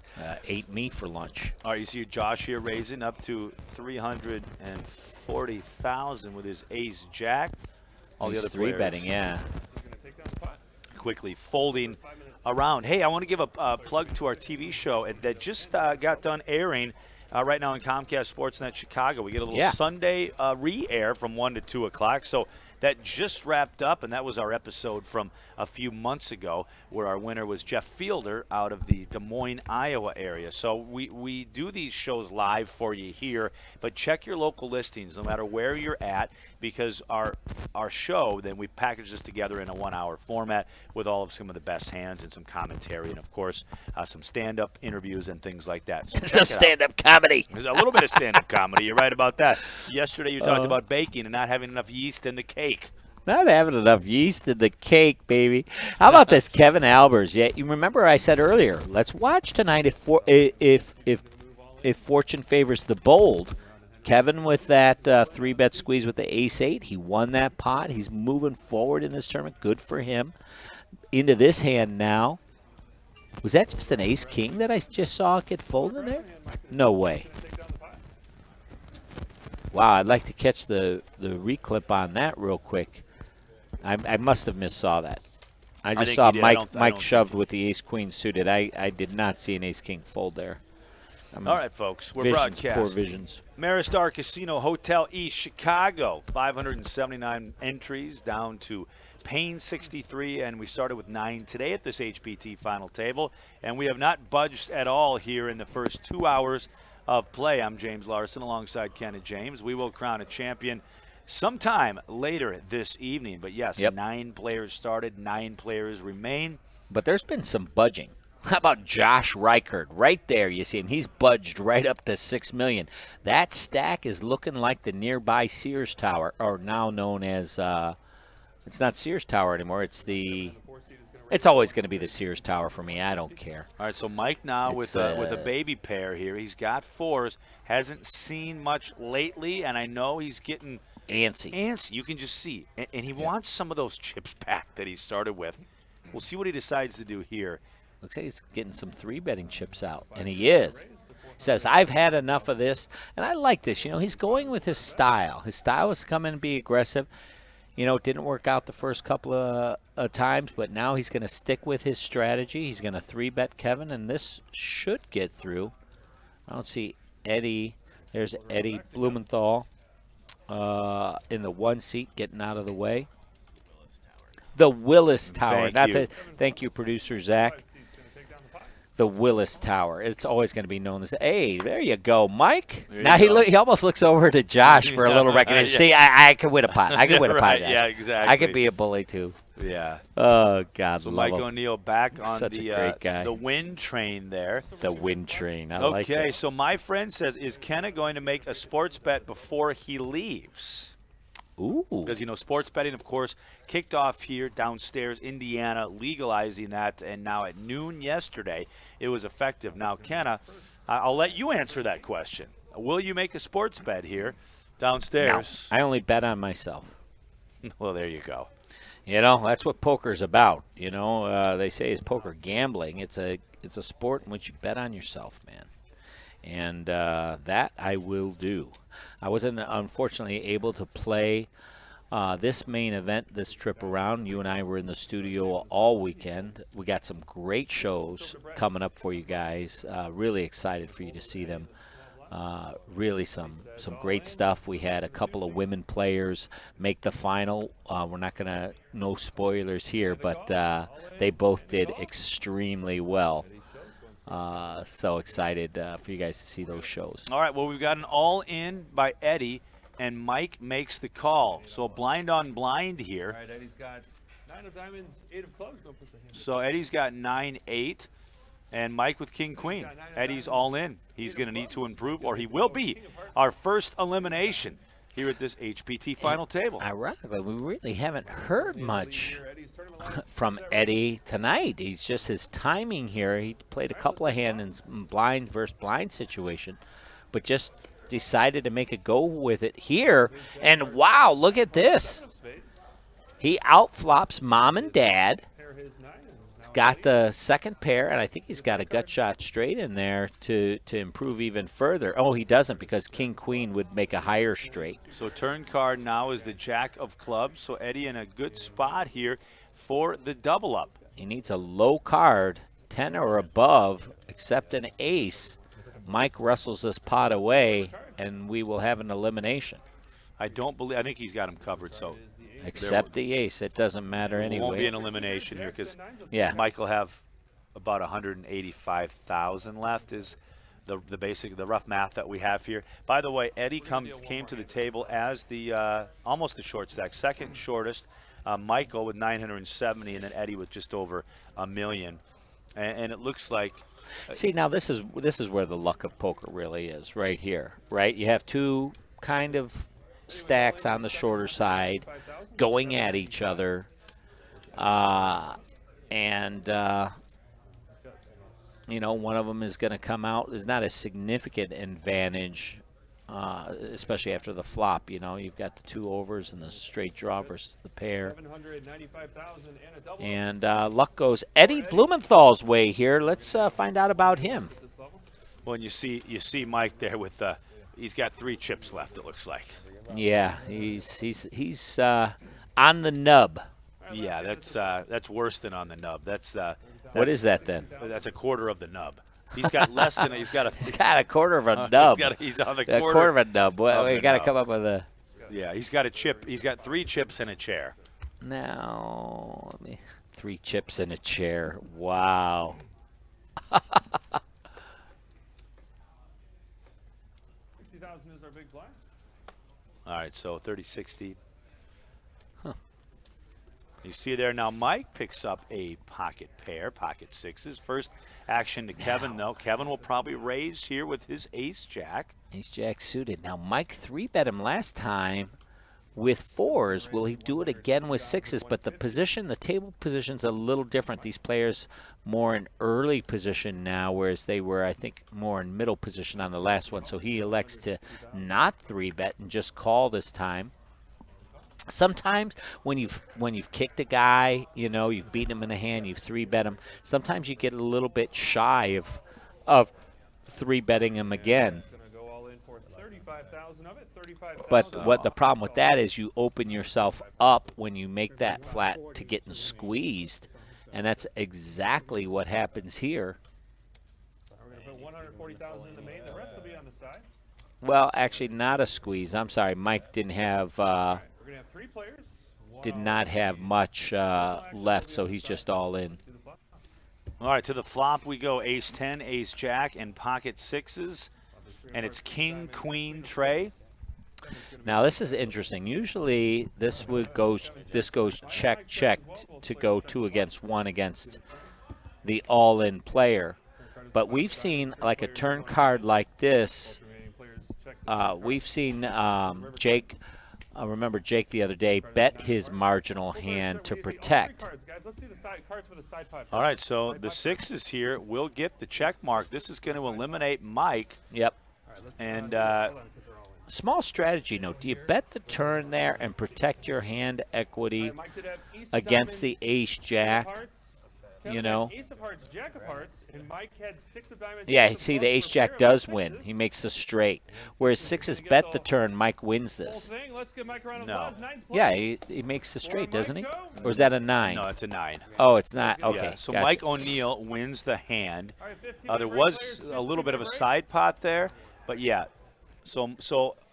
But Mike Coe is eliminated, going out in 6th place. Congratulations to him. Congratulations, Mike Cole. Yeah, nice little run, and he'll go out with 9th place, $16,605, ladies and gentlemen. Not a With bad that, consolation not prize. bad at all. And with that, we're going to take a short break. We'll be right back after these words.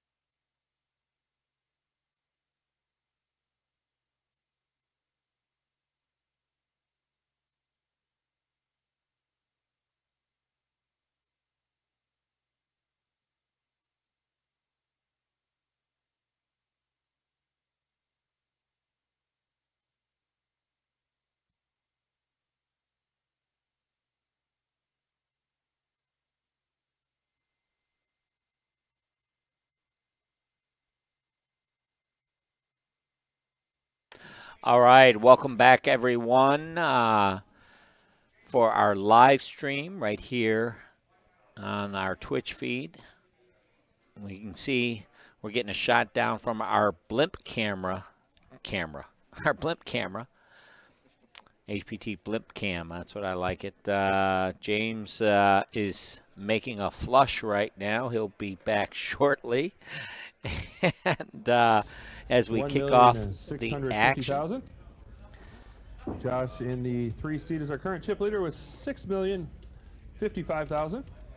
Kevin in the 4 seed has 1,495,000.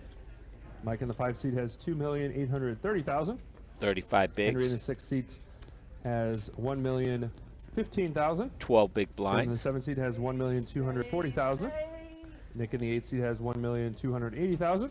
And Nice. Brett in the 9 seed has 1,840,000. 23 bigs. 40,000, So- 80,000. James is just back.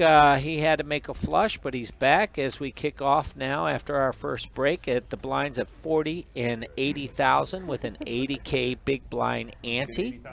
You got your coffee. You're all set up now. Everything come out okay? Everything was just fine. Like you said, I made my flush. You did, On the- unlike yeah. Mike O'Neill, who Right, banked on yeah. his. Good to have you back. Great to be with you. James Larson, along with Kenna James here, the James Gang, calling the live stream here from East Chicago. Thank you for joining us, everyone. Great to have you with us. I see almost 200 of you made it back. I think we had about 215, so hopefully you got your pizza, your beer. You're settled in for a long trip here today, as we're going to take it from wire to wire.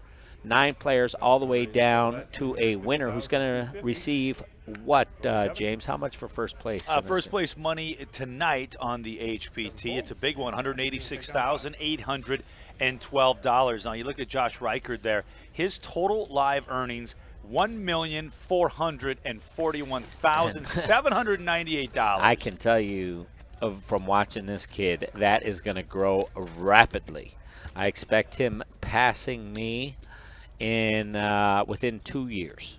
Within 2 years is my prediction. He'll be passing up Kenna James on the leaderboard. What are you at right now? Just under 4 million. So, and we're getting familiar with the players. If you're just joining us, right there, Nick Budakowski. He's got the ace-4 off, and now you're looking at Brett Apter, 1.7 million with about 23 bigs. He is going to get out of the way. Over to Eddie Blumenthal. He's got 1.7, 20 bigs. Now, the first is, as James like to say, is a little choppy going on, a little slow, but that's because of the blind depth. I mean, the structure here at the HPT is second to none. It really is a great structure. But now, as play continues and the blinds moving up, you're going to see a lot of these players on 20 big blind stacks. We expect a lot of fireworks before our next break, and let's see how this plays out. Josh raising it here with the King 10, I believe. Eddie getting the best of this with his pair of jacks, checks it over. Josh here with the Broadway draw, looking for a queen, and Mike O'Neill in the big defending there. Checking his option. I don't think it was raised. Was it right? Oh, that's right, yeah. Well, it's hard to believe that Josh would be in an unraised pot here. Right. Unless, especially from the button, but maybe he just elected to see a flop, and Eddie's going to take this down. Yeah, this will get everybody to fold. And the action will continue here at the Ameristar Casino. Enjoying our Labor Day here. And it's been an awesome week. A lot of great side action. And behind me, when I went to get my coffee, I see our final tournament of the week here going on. It looks like 7-8 tables full. So just typical here in the Chicagoland area. Plenty of great poker action. Yeah, and this is a rather unique tournament. This is what's great. Again, Jeremy Smith, our tournament director, he always comes up with some interesting tournaments to put on offer, and this one is a table talk tournament where you have an option to straddle under the gun, but you can talk. You know, a lot of tournaments today, they're stifling the talking about your hand. Here you can talk about it. Say, hey, You know, I've got it. Go ahead, lay it down. You Whatever. lay it down. I've got. I I've got the you. I queen got you, jack. buddy. Yeah, exactly. What do you do? Calling me again with bottom pair? So it's a fun table. They're out there. I went and talked to those players out there. They're having a lot of fun playing it. Come out and join us, will you, on the HPT Poker Tour. Play our prelims. We got great satellite structures to get into this main event for cheap, for as little as $100. And you too, as we like to say, could be playing for the life-changing cash. You're looking now at Henry Zhu. He's down. His chip stack has dwindled a little bit. He started with 1.2 million. He's down to $1 million and only 12 bigs now. Josh going to work like the technician he is. Not building the wall of China. He's building a wall of chips. Over 6 million and over 75 bigs. I got to tell you, James, the difference between having 75 big blinds, just knowing you're not in any danger, and being on a 20 big blind stack or less, where you're constantly on the threat of going out of the tournament. Well, especially with all these Huge sharks difference. that are surrounding you here, you know. Yeah. 9, 8 other players here at this table, all like vultures, you know, Yeah. circling around those remaining few chips like a carcass on the side of the road, That's a you good know. point. But I know exactly what you mean, you know, to have that feeling and then to just be kind of running well with the chips. It's a good feeling to kind of have the, you know, kind of have that good vibe going. And, you know, I brought it up with Mike O'Neill. He got off to a bad start early at this HPT final table, made a few mistakes, and then, you know, just didn't. I know he wishes he could have done a few things differently here in the middle of this, early on at this final table. What would he have done differently? Well, I mean, we can dissect Tightened that up his hand range, maybe? Perhaps, yeah. I mean, really, it Or comes. did he say anything he would have done differently? No, Any specific? we'll get into it after this hand, as we're in the Okay. middle of a hand right now. And now we've got an all-in here. Interesting. So it looks like Nick Budakowski, who initially raised with mom and dad, as you said. Is that right? Mom and dad? Mom and dad. Now is gotten moved in by Mr. David McDermott. Not an HPT veteran. This has only played a few events, and he's already here at the final table. Very colorful guy. Nick's gonna fold. And he gets the worst hand through. Yeah. Wow, look at that. Again, what do we say? Fortune favors the bold. I like that. But for Nick, that would have been a majority of his stack to make that call. So he decides that he's going to wait for a different hand, and the stack of Dave's continues to grow here on the HPT. Now, if you have a question for our poker coach, that's Ken and James. All you have to do is type that into the right-hand side of the column here, and you make sure you log in, give yourself a fun little username, and you can ask us all kinds of questions right here at hptpoker.com and on our Twitch feed. Dr. Lupo is a channel. I just noticed. That's a channel. I thought it was a player. This is my friend Brian Lupo. I think he's going to be playing at somewhere tonight. I'll tell you about that if you like music in Chicago. Raise now is up to 180,000. That's with Josh's pocket nines. We'll talk about some of his success here coming up here in a matter of minutes. Quite a resume, though, for Josh. Yeah. So, Eddie Blumenthal with Queen Deuce. I don't know why his hand was still up there, but Kevin making the call with the mom and pop. With the suited mom and pop. The suited mom and pop. It's a little bit better. It's the suited mom and pop. They're wearing clothes.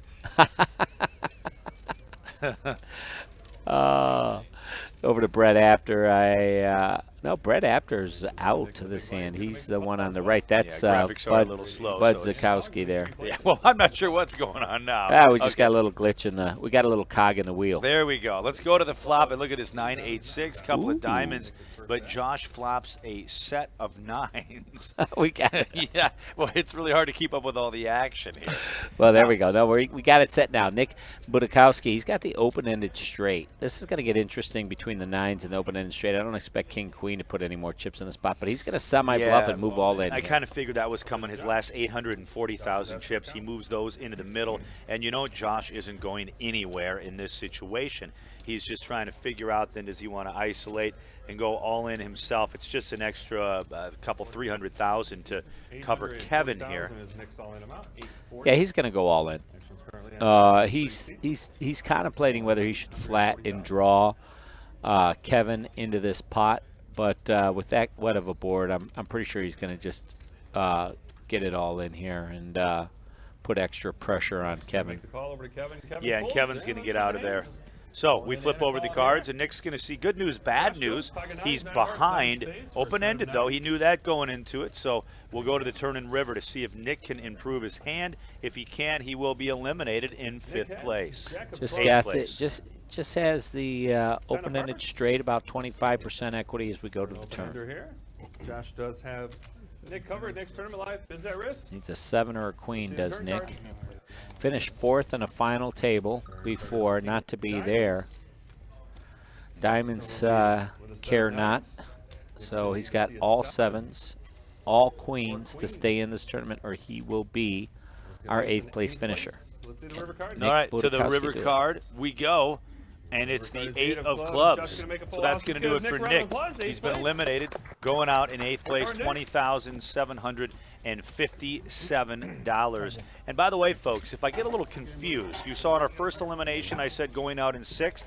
And with that elimination, I wanted to say going out in 5th. Well, we've been in a Chicago studio for the last 3 days calling the final 6 of a poker tournament. So when the first person goes out, I'm used to saying 6. But we are down now to 7 players with that elimination. You see Mike and then Nick going out. So chip counts now. Josh up top with 94 big blinds, and Mike all the way down to 2.5 million now. So his starting stack was close to 5 when we started this, and then Eddie, Brett, Dave, Kevin, and Henry really the story here on fumes down there with just 815,000. Still has 10 big blinds, but Henry's going to need to make a move here shortly. His action now is on Eddie B with Queen Jack of Hearts. He's going to open. And Josh there with just a mountain of chips over there, just building a wall, ladies and gentlemen. And Henry's got an ace. He's got 815,000 chips left. Ace trade's been raised in front of him. He's going to wait for a better time to put his remaining chips in the middle. And now action over to Dave. He's got the Sammy Hagar for the old folks out there, of course, the lead singer of the band Montrose, and then later Van Halen. He wrote a song on his solo album, I Can't Drive, 55. 180,000 is the current bet. And now over to Brett with 9-7. And he's going to defend here. The raise was to 180,000 by Eddie with a suited Queen Jack. And now Brett going to speculate in the big blind and defend. The flop is King 10-5, couple of clubs. Good flop there for Eddie, who now has an open-ended straight draw. Yeah, he's got a stranglehold on this pot.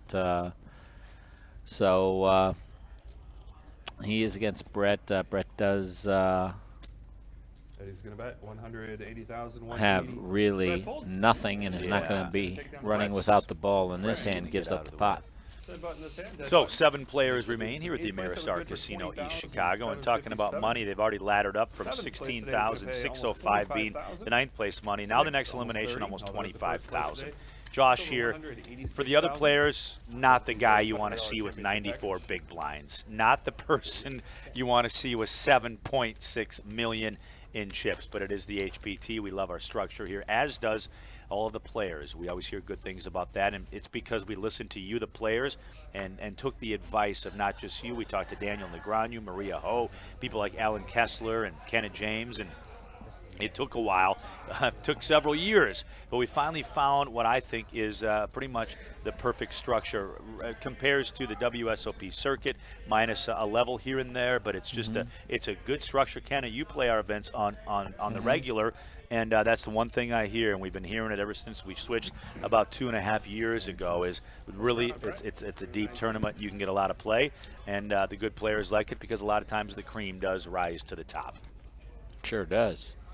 as you see tonight. I mean, look at the The caliber, talent and the caliber of players that are here. And it still allows the common player to get through because the day one is 30-minute levels, right? So it's a nice balance. It's not, a 2-hour blind level. It has some speed to it, but then you still have a lot of play when we get to the final. So I think it's a nice balanced structure that Jeremy Smith has put together for us players here and offers something for everyone. A lot of people watching online. Just got a text from WSOP main event champion Greg Raymer is listening and watching at home out east. The Fossil Man. The Fossil Man, of course. I can't forget, also Player of the Year. He won 4 tournaments. I remember it like it was yesterday. 4 tournaments in 1 year. I think he entered 6 and won 4 out of 6. As we go to the turn card here, the 4 of diamonds. Wow, look at Brett here defending here. We got a little bit of a graphical glitch here. We'll work that out in a minute. The 4 is on the turn, not the flop. So, I like, Brett's nice defense here. When you're going to take a stab at pots, you got to you should determine ahead of time as a strategic move whether you're going to fire 1 bullet or 2 bullets or whether you're going to triple barrel bluff. A lot of that depends on the type of opponent you're against. But it's helpful if you can kind of make a plan for the hand ahead of time. Certain players I'm going to fire 1 bullet and give up. Others I'm going to fire a double barrel. And some I'm going all the way with. As did Josh Reichert against Mike O'Neill in that other hand. So a lot of times players get overly cautious or they don't really have a plan. So when they get called, they're not sure what to do on that next street. And it'll give you a lot of confidence if you can come up with a plan for the hand before you execute your initial action. All right, well, Brett with the check mark there. Yeah. And see, I think Brett's plan probably was to call 1 street on the flop, reevaluate on the turn, and bluff catch the river. That was probably his plan for the hand. And now we are going to pause for 15 seconds for stations to identify themselves. You are listening to the Heartland Poker Tour right here on Twitch.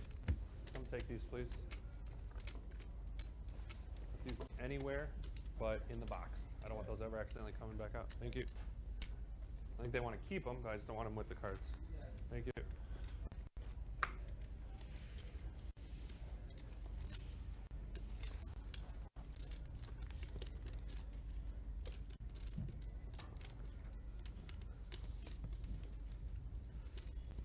Here's the other deck. Thank you. Oh, sorry. And we're back here with you. James Larson, my name, alongside Kenneth James. Great to be here, man, calling this action for you players. And, as the blinds go up, a lot of these players are on 20 big blind stacks or less. Like Eddie Blumenthal here. You see he's got 1.7. He's under 20 bigs. Option to Josh in the big blind. He just flats from the small blind, so this is blind versus blind. Now, Josh, he has nothing here.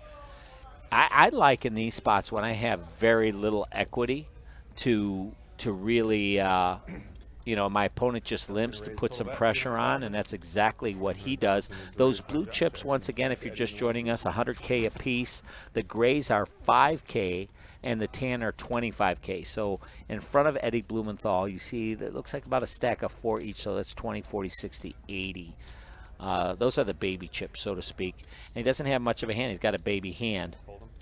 So, and see, this is, again, Josh being aware of his position. He's inflating a pot in a position, using his positional advantage, forcing his opponent to play a hand out of position in an inflated pot. It has nothing to do with the value of his hand, and that's what tournament poker is all about, maximizing your situations, not just playing cards. So I just got a message here from the great Craig Casino. Yeah, he says, Craig. hey, Laurel and Hardy, you guys sound great as usual. Well, I what does that mean? Which one is Laurel and which one is Hardy? That's what I want to know. But no, Craig, great to hear from you. He played this event. Wow. But just wasn't. Came up short this time. Yeah, wasn't his week. And, yeah, always great to see He Craig will here be on the back, HPT. though. And Yeah. Craig, I hope you're coming out to Black Hawk. I plan on playing that main event. Don't always get a play because I'm commentating, but planning on venturing out there and hope we can have dinner out in the mountains of Denver. Yeah, I'll be going to that event as well. It's always a fun one out there and always a lot of action, I'll tell you that much for sure. Speaking of action here, Josh, wow, just kind of running over the field right now. Just Yeah, getting he really getting is. it done right now. You see all the chips there that he's stacking, 7.6 million in his stack. And again, this is not a guy you want to give chips to. He's just got quite the resume. And you can see if he doesn't have position, he has a hand. So that's another thing. And look at Kevin moves in with the King 10. Quickly called by Josh, and we're going to be off to the races. I think, let's see, how many blinds did Kevin have there to just jam like that? Well, he's all in for about $1 million. Yeah, it he had looks 18 like. bigs. Yeah, He had 18 bigs. Yeah. So it's tough to fault him there. To the flop we go. Josh is currently in the lead. All right, ace queen with Josh going up against Kevin's king 10. Kevin will need to improve, or he will be our next elimination here on the HPT. It comes out ace 9-6. That's going to be hard to improve on that, but he does have running flush and running straight draws. Running tens. Oh, this doesn't look good. He's getting up and ready to go. Yeah, he's. I think he's drawn dead. Yeah, Trey and an 8, and that is going to do it, ladies and The gentlemen. big man. Kevin has been eliminated, going out in 7th place, and he'll go home with $24,908. And that's our TV our TV table bubble. Yeah, now down to our final 6. So all these remaining players will make the TV.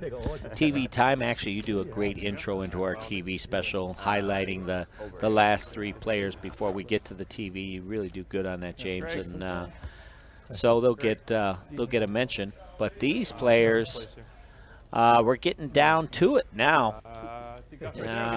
These are our final 6, our TV televised final table, national TV. Remain looking at the players there. That's David McDermott. Came into this final table with 1.7 million. One of the newer players on the HPT circuit. Man, I really like this guy's style.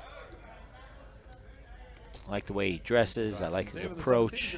He even's got one headphone off the ear so he can hear what's going on while still enjoying the ambient sounds of whatever music he listens to. We'll try and get you that Could on the be break. Skid Row, Slayer, Tony Bennett, That could be one of our trivia questions. Daryl Hall, and John Oates. You never know. What is Dave McDermott's favorite type of music or music genre that he's listening to on this final table? That's our trivia question. And I'm going to go out on a limb and say we're going to give something away.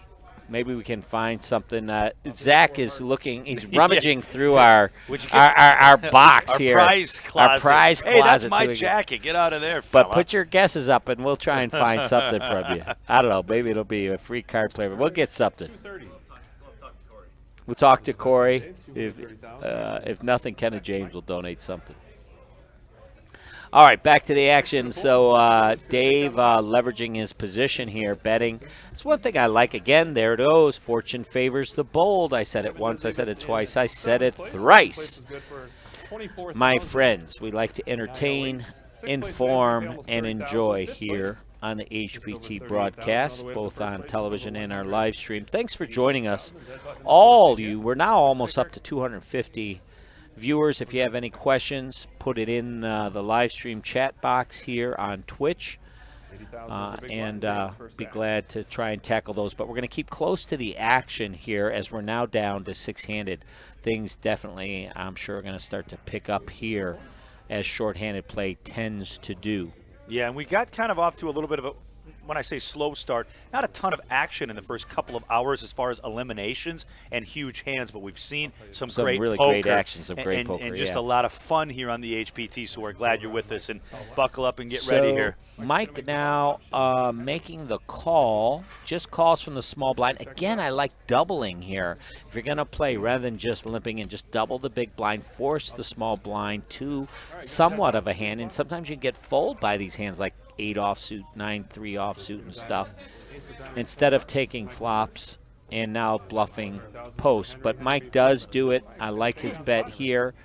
Takes home a nice little scraps, like scraps on the floor, right? It reminds me of my little dog Tank, right? When we go to dinner, he's always under the table waiting for some drippings to fall down to the floor. But listen, Michael takes some scraps. He started off, he entered this final table as our chip leader.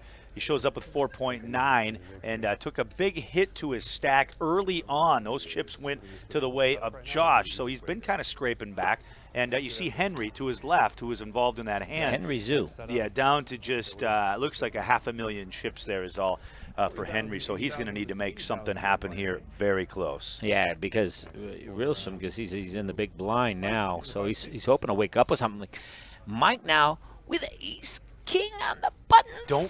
Don't call it a comeback. I've been here for years. Oh he my says. God, for years, and here he comes now. He's liking it. Double checks the cards. He's finally getting some cards. Does a subtle double reverse. Like, let me check my hand again when I really have.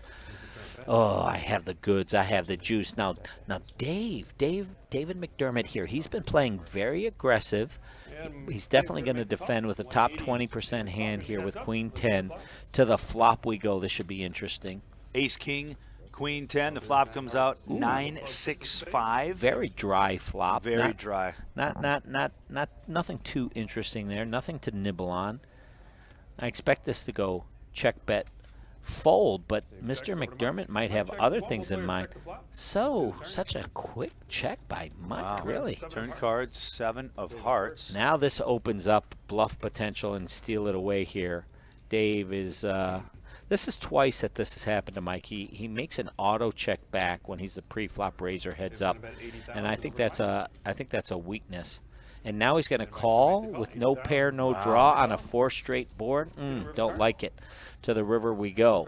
And there's the queen. And just like that, the check mark goes to Dave. Yeah, this could have easily been avoided, I think, with a C-bet on the flop. He loses just as much because now he calls the turn. On the flop, why no bet there? I think he figures that low board favors the caller's hand more than him, but then he couldn't resist when his opponent double-checked. No, he didn't double-check. He led the turn, but I don't understand his call on the turn. I understand his check back on the flop. I wouldn't have done it, but I understand it. Do not understand the call on the turn. But I'm not there. He is. He's still got a lot of chips. He's vying for this championship. You know what? Maybe we'll have another beer with him, and he'll. we can break it down. Yeah, we'll break it down, and we'll get back to you. Well, I got a feeling we're going to be here for a while today. We've only lost 3 players here in the first 3 hours. James Larson, my name, alongside Ken and James, broadcasting from the Ameristar Casino Hotel East Chicago, where we're on the same time frame as y'all out there. Well, you're on a 30-minute delay, but we're with you on that 30-minute delay. We're sequestered in the room next door to the conference room where these gentlemen are playing poker for the high stakes. We're glad you're with us here on the HPT. And it is, of course, Labor Day, so hopefully you're enjoying some time with your friends and family. I would imagine some of you, like Craig Casino, have the backyard barbecue going on. The kids are playing, and he's inside on his laptop in his study watching this with his glass of scotch. Yeah, I kind of like it. Oh, man. And a cigar. I can hear the ice cubes. I can hear the ice cubes. Oh, man, you're killing me. You're killing me, Smalls. All right, back to the action. Dave McDermott now in the small blind. He's got 1.9 million in chips, so that roughly a little over 20 bigs, maybe 25 bigs. He's got the old single gap suited hand. Once again, as far as strategy goes, I like double raising here, forcing the big blind to a hand to try and capture that equity from hands like this, like the 6-3 off and the 9 deuce off. This heads up in the blind strategy I'm seeing as far as my coaching goes. When players come to me, this is definitely something I'm going to have to coach players on. Yeah. All right, Dave going up against Brett here. Small blind, big blind. Flop comes out 2 ducks and a 9. Oh, you called those the kids? The kids. Yeah. No, the twins. The twins. We got mom and dad, and now the twins. Yeah, a 9 in the twins with diamonds, and both players with not much going on here. So remember, fortune favors the bold. So who's ever bold. Now, Dave likes to to steal when the player in position shows weakness, so I expect him to bet here. This tends to be his tendency. If he could pull the trigger one more time, he's probably going to win this. His difficulty is he's now got an open-ended straight, so he might have too much value to bluff. He doesn't want to get raised, so yep, he's going to shut it down and call if his opponent bets. Go for pot control and play it straight forward. And there's the 100,000 by Brett Apter. Ooh, he goes for the check raise. Look at this creativity. You know what? Looking at him now, I'm thinking his music might be Carlos Santana. Yeah, that sounds about right. Carlos Santana. Maybe a little Leonard Skinner mixed in, in yeah. the shuffle. And let's see what some people said. Somebody said Frank Sinatra, heavy metal, Aerosmith. Definitely Aerosmith, says Nick O'Cage.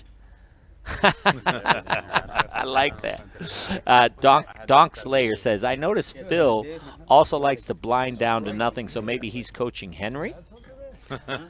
Well, I don't know about that, but Henry does need to make a move here and try to double up the few chips that he has left.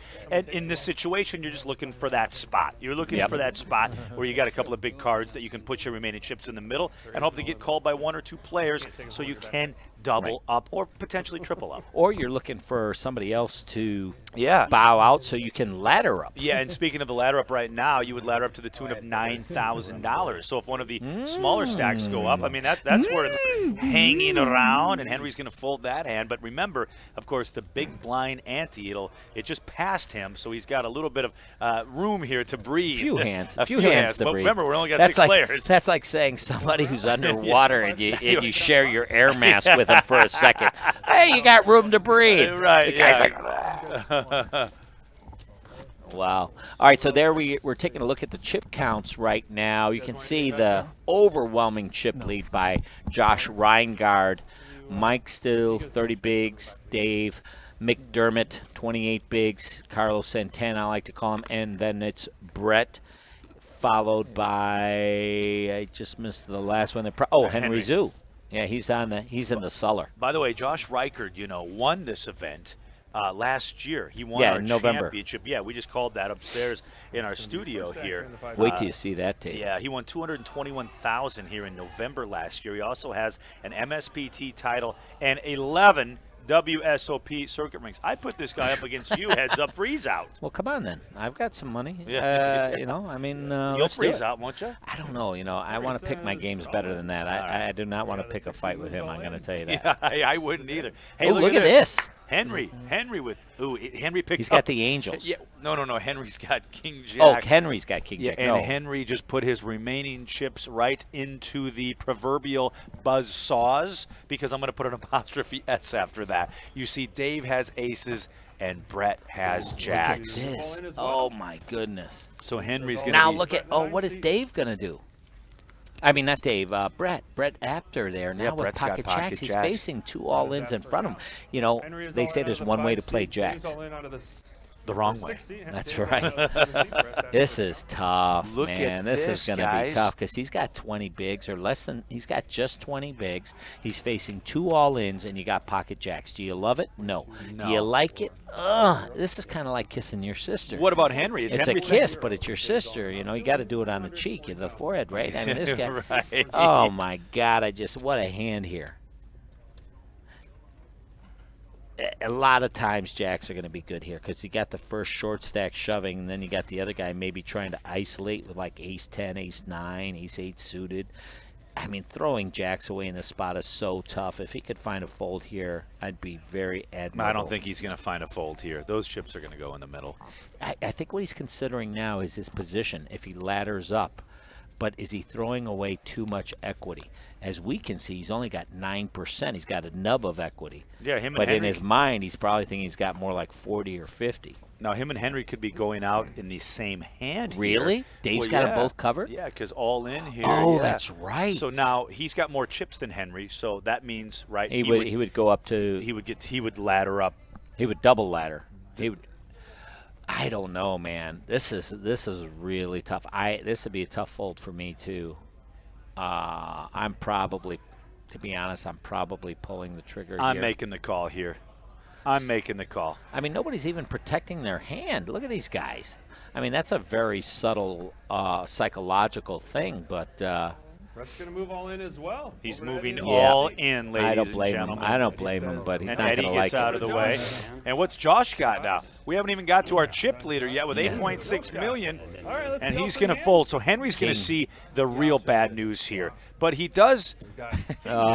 He's got one live one there. He's got a king. He's got 6% equity. Brett's got 11%. How about David McDermott? Yes, Wow, he's got to love his position, could right? be a double knockout here. He's got them both covered.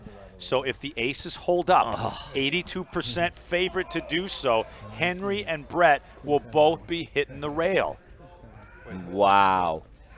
Look at this. Brett's got to be sick. I know, Michael. And he's got his jack. He's got one of his jacks in Henry's hand. Yeah, it's just this is a bad spot right now. This for will make Brett. you nauseous. Yeah, you don't even really want to watch the cards coming out. You're essentially drawn to one card in the deck here, unless he's got Let's see a what happens. miracle of running cards that'll get him to a straight. But folks, it's not looking good. But hey, 5 cards to go.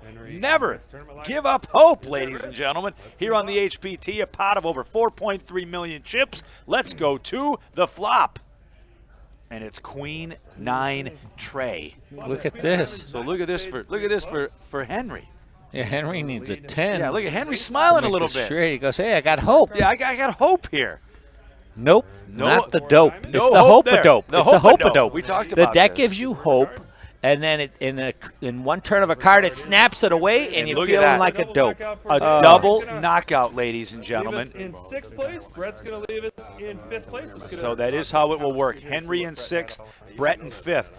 I told somebody today at breakfast, it's been a long time since I've seen a double knockout at the final table. Wow. Now as we reconcile the chips, Josh still up top with 107 bigs, 8.6. Dave now ladders to Look at that. 4.8. And Mike O'Neill, our chip leader, to start at 2.4. And Eddie B with 20 bigs with 1.7. So really, as we do the reset here, everybody very much alive for this title. We started with 9. Now we are down to 4. We were looking for fireworks. They were all duds for the first 2.5 hours. Well, now, ladies and gentlemen, it's all M80s and golden showers. That's a Wow. that's a firework. That's a live stream comment That's right a there. firework, ladies and Come gentlemen. on, It's a come on. firework. Here's a firework. How about Bax West? He's listening to Led Zeppelin right now, Stairway to Heaven. Yes, he is. What's good about that, it's a long song. As a radio disc jockey, we appreciate that Oh, yeah, song. because you get to go Yeah, out and make you- your flush and get your cup of coffee. right? Exactly, yeah, exactly. Yes, Nick Cage, that did get awkward. I apologize. I was looking for another name of a firework, and I just couldn't get one. I mean, seriously. It's you the, came Google with, it. You It's came the with name the of GS. It's the name of a fantastic firework. I mean, this guy, every time after work we're at the bar, he's talking about this same subject. It just comes up again and again. It's just, come on, buddy. Follow me, guys. What do you call it? And I'm like, Oh, man. Well, fireworks here on the HPT, folks, and we'll just leave it at that. Thank you for the warning, etc. 25. Oh, I'm timed out. Yeah, I'm let's timed put, out in we're chat. muted. We're putting you on the mute. How Where can I it be? is. I'm Where's the timed mute? out for 600 seconds. That's not fair. Producer Zach says 106 seconds. You're pretty, off. pretty soon they're going to shut off my mic. There he is. He's on the sideline for 106 for missed commentary. That's called a missed commentary, ladies and gentlemen. He's off for 106 seconds. This is the first time I'll have an opportunity to say something, so let me get it in quick. Josh Reichard, we've been watching this master at work. I'm telling you, there is a key hand if you join us late. He played against Mike O'Neill that will go down in the ages. I don't know the ages, but to me, he rocked it because it was 2 chip leaders going after one another. And Mike O'Neill raised with King 9 of clubs under the gun, and Josh Reichert defended with King Jack off. And he check raised Mike on a flop with no pair, no draw, backed into a gutter shot straight draw on the turn, put the pressure on with an $800,000 bet, and then binked the straight on the river and took a key pot away to flip the script on this one. Guess who's back? Back again. Oh, boy. Jimmy's back.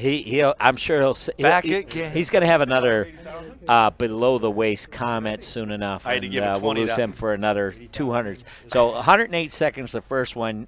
Another one, you're going to get 200 seconds. Hey, by the way, I will tell you, Owen Wilson, 94.1 KRNA is where you can find. Oh, big hand here. Look at this. Big Mike, hand break. Pocket jacks. Dave with pocket eights.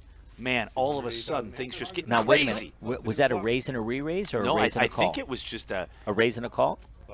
Oh, look at this. Bad news for Mike. Mike, oh my God, Mike. He's got all low cards. Oh, man, this is filet mignon. This is all but over. This is filet mignon right here. Wow. How about this David McDermott and the beautiful shirt there? He's an artist, obviously. He's making artistic display here, getting it all in on a flopping top set against two jacks. Our friend and good buddy has been buying our drinks. All right, let's go to the turn Mike card. O'Neill.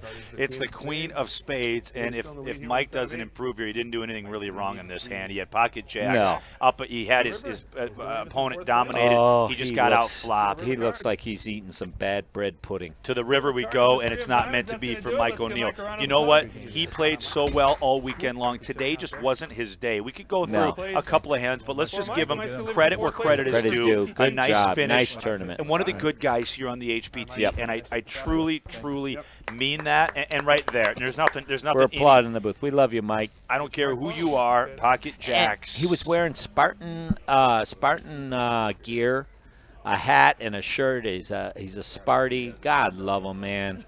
It's tough to see that road to go, but look at that man right there, David McDermott. Man, he's come out of nowhere, just played a couple of HPT events. I think he's going to be new to the HPT family. Might not miss another one.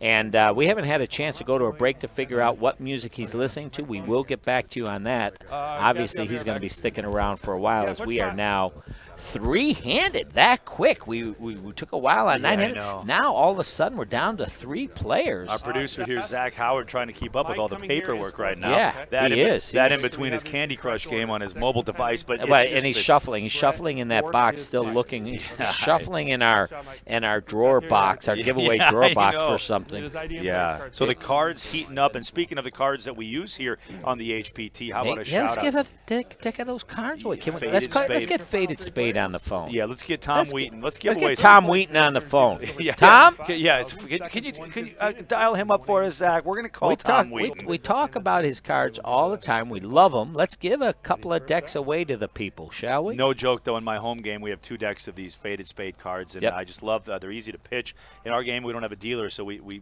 pass the deal. And no dealers and no players in your game, I understand. Yeah, it's just me and the cat.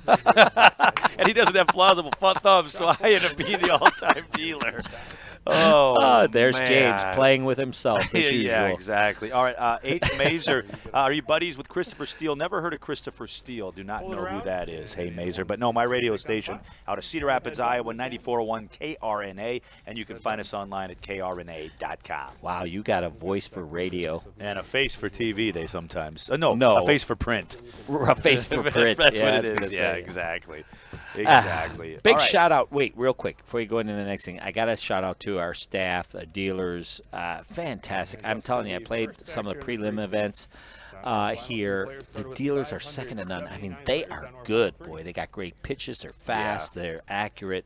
They are all work, and I just want to give a shout out to them, and of course everybody here on the crew, Zach and everybody else, and Jeremy Smith. And, I mean, just fantastic. And somebody who gets forgotten a lot, but is here from the minute that everybody shows up, and that's Dan Ross from Hold'em Radio. Okay, so Dan is here. Dan, he's providing fabulous. Live updates from the minute we get here.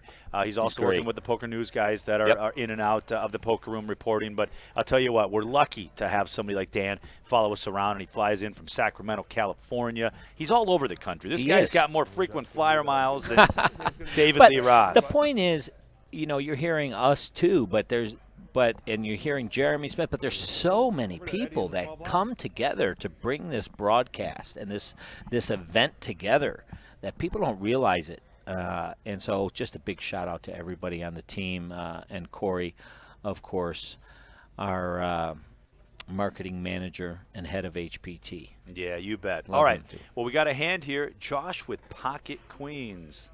And he's going to raise total bet.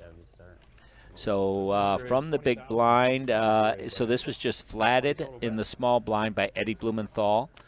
And Josh with the queens, he's not going to let that get away. We need that Fonzarelli. Oh, yeah, we're frozen. I'm sorry, we folks. need the- All in. Action's back to Eddie. Oh, now we're frozen. We're going to give it the Fonzarelli pound on the jukebox. We'll be back, but Looks like we can hear the audio, though. There was an Oh, thank you. We will return shortly. We're going to pause 15 seconds for station identification. You are listening to the HPT right here on Twitch. This broadcast is brought to you by Heartland Poker Tour.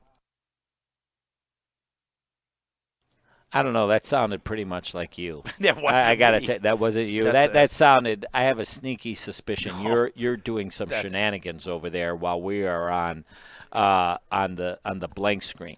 Yeah. And why is your hand under the table? What are you doing? I do. Come on now. I mean, geez, give this guy an inch and he'll take a mile. Is that a ham sandwich I see? Well, yes, we had a little snack here. Oh, Anyway, my folks, God. we're having some technical video difficulties, but there we are. We're back. Back in Okay. the action. Three-handed poker resumes. Glad you're with Well, us we here. think it's three-handed. When we went away, it was three-handed. Maybe it's only two. Yeah, could be heads up for the title.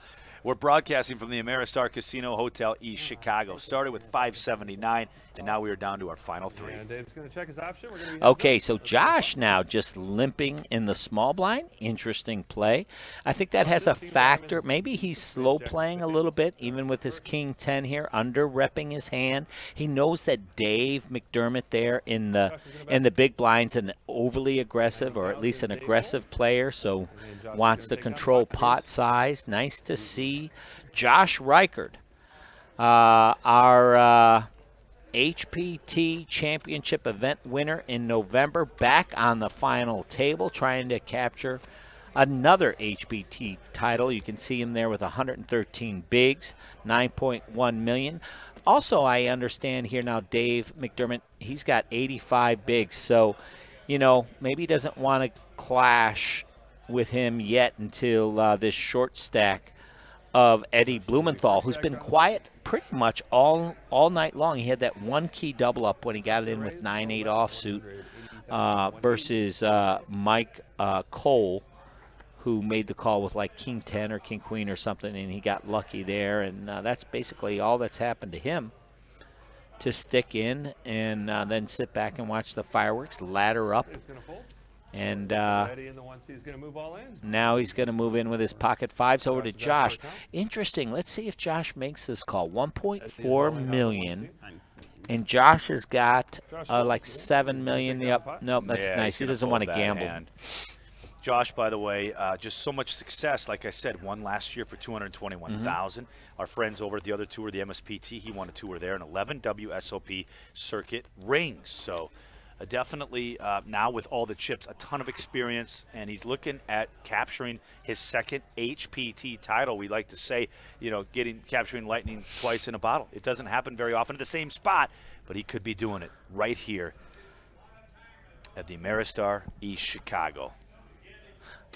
Whoo! Sorry about the glitches, people, but remember there's a lot of bells and whistles. There's a lot of, if you could see how many wires are strung out along the floor and the plugs, and there's a lot that has to go into this. I promise you, if you can barely operate a microwave oven, please give us a little bit of breathing room. Sometimes these things happen. Obviously, in the television broadcast, we have all the time to package it, but here it's just coming alive right out of the gate. So sometimes those things happen. Anyway, back to the action. Eddie Blumenthal, he's by far in the cellar. He really needs to catch the lightning in the bottle here. He's on the mystery card hand in this one. So is Dave once again. But his raise, it's a raise and take it. And anytime you're picking up the blinds and antes when you're the short stack is important. So important to stay aggressive when you're on the short stack. A lot of times, at least some of the players that I coach, you can see the cumulative winnings of the players right there. I'm not. Oh, that's on this final table, not in their poker career, by the way. Eddie B is up 575,000 from starting this final table, but that man is up a ton. He's got the Willis Tower, the Sears Tower, whatever you want to call it, sitting in front of him. When he started, he just simply had the John Hancock. 8.9 million now for Josh, as he's going to raise it up to 180,000 chips, I believe that was. From the small blind. And Josh, yeah, from the button. Yeah, he's raising on the button. He's showing, hey, I've got it sometimes, guys. By the way, Josh, just 28 years old, a professional poker player. Wants to give a shout-out to his wife, Ashley. All right, Ashley. How you doing? And his cousin, Tiffany. Tiffany. He's into this tournament for just one bullet. And his plans for the prize money. You know, Jeremy likes to ask the folks what they're going to do with the cash. Yeah. His plans is a family vacation. Now, listen, I don't know what kind of vacations your family took, but $186,812. You could rent out Disneyland for a couple of hours, I would think. But either way, congratulations to Josh getting back here to this final table, trying to take down yet another title here in East Chicago, Indiana. So Eddie now in the small blind with the 4 deuce. He's just limping again. Josh let him see a flop, I think, the last time. I'm not sure. He does allow him to see one here with just the jack deuce off. Happy enough to take a free flop with the jack deuce, I guess. A couple of 10s and a 6 here on the flop. Doesn't help either player. So now I expect this to go check, bet, fold. Well, you got your check, and now the chip leader is going to check back. Maybe we'll get tricky on the turn card as we go to that now. Kathy is our dealer, rolls off the king of diamonds. So now Eddie with the diamond draw here, just with the 4 deuce. Yeah, but with no action, he should lead here, semi-bluff the turn. He probably wins this hand. Josh taking a respite, a rare respite in this hand, kind of giving you know, this is like when you got your opponent down and you give him a little cup of water. Right, yeah. Right? You've been beating on him for a while. The guy's on the mat, and you just get a few seconds of compassion. Say, hey, give him a cup of water before I pound on him some more. Want to welcome in our new viewers here at the HPT live web stream via Twitch. We're right along with you on the delay. And 3 players remain. Started with 9, down to 3. Started off a little slow, and then things picked up here about 45 minutes ago. And we've just seen that man right there, Josh, just stacking a ton of chips. You call it the old Sears Tower. He's adding to that here every few minutes, and he's going to open up right. Here. But I'll tell you, this man right here, Dave McDermott, he hasn't gone anywhere. He's I predicted him early on. He came in with an aggressive strategy, going after it. I said fortune favors the bold, and it is playing out as these two have really taken the lead on this final table and are reaping the rewards. So as a poker coach, talking about Josh, is there really anything that you would need to tell him? If he had a poker coach, No. if he was he's just on cruise control. He's got chips and well, the thing I would tell him, which would sound so simple but so important, is don't overplay, stay in the zone, keep doing what you're doing because it's working. Sometimes when something's working, people screw it up because they start overthinking and start doing too much. You know, they start changing what they're doing even though they're winning. And keep doing what you're doing because what you're doing is working and it must be right. So that's what I would say to him. Could see a little action on this hand, ladies and gentlemen, as Josh raises up to, I believe that was 180,000 with Queen 9. Now over to Dave with a couple of suited clubs here in Queen Jack. He's going to make the call. Interesting. Eddie's in the big. Oh, he's going to go all in now from the big. Really? He's going to make a squeeze here Look with at these this. 2 big stacks? I don't like this. I maybe smooth call. I think it's going to work unless Dave. Now for Dave to make this call, it would be 1.6 million. He's holding 6.5. Yeah, this is a tough squeeze play to get through both these players. Wow, he does it, He though. does. Wow. Hey, you know, that's the other thing. So Eddie's been kind of quiet. Yeah. So when things, now if I was coaching him, I'd say, yeah, you haven't really made a lot of head ground. You've only made 500, so it's not quite working. It is working that you've laddered up, but you're going for the championship now. You're on the short stack. So when things aren't working, what should you do? You should change it up, change what you're doing, Right. because you know what got you here isn't gonna propel you forward. Just waiting. So you got to step up your aggression, and that's what he did right there. So kudos to him. I wouldn't have made that play. He did it, and it worked out. Maybe he was leveraging his image. You know, he has been kind of quiet, so Yeah, great point right Yeah. there. And it worked, but when you said that, not knowing what they have, to go through both of those players there with that squeeze, very curious that he chose to do it there. But, hey, it Yeah. worked out, and really, in the end, that is what matters. yeah, it's kind of like that golf shot that Phil Mickelson Yeah. or Tiger Woods, where we're hitting it through the trees, you know, and hooking it Right. 180 yards. I mean, wow. So let's do a reset here on the chip counts. Josh with 109 bigs, but Dave, he's right behind him, 8.7 to 6.5. But Eddie's thinking just one double up, and boom, I'm up to 4.5. Yeah. and It really he's- is. He's not out of this by any means right now. It's just going to take a little work. Now you've got a little bit of a David versus Goliath kind of thing. You got to chisel away. You got to chisel away at the castle if you're going to try to knock the door down. Dave. And Dave's going to make the call, 300,000. Wow. Okay. So Josh. So this will stymie some players and not understanding what Josh is doing here. His hand has so little equity that he'd rather take the lead, force his opponent who has position on him in the big blind, Dave McDermott here, to a hand by taking the lead and playing creatively. I like this. It doesn't work this time because Dave actually has too much of a hand, especially now post. And usually when this happens after you've been called pre and called flop, you shut it down. And let's see if Josh does this here. He does pick up the gutter, so he does have some equity to the straight draw. I expect him to check. Should be interesting. It's going to be a check bet and probably a fold. But you never know with Josh. He could check raise here and really put it to Dave.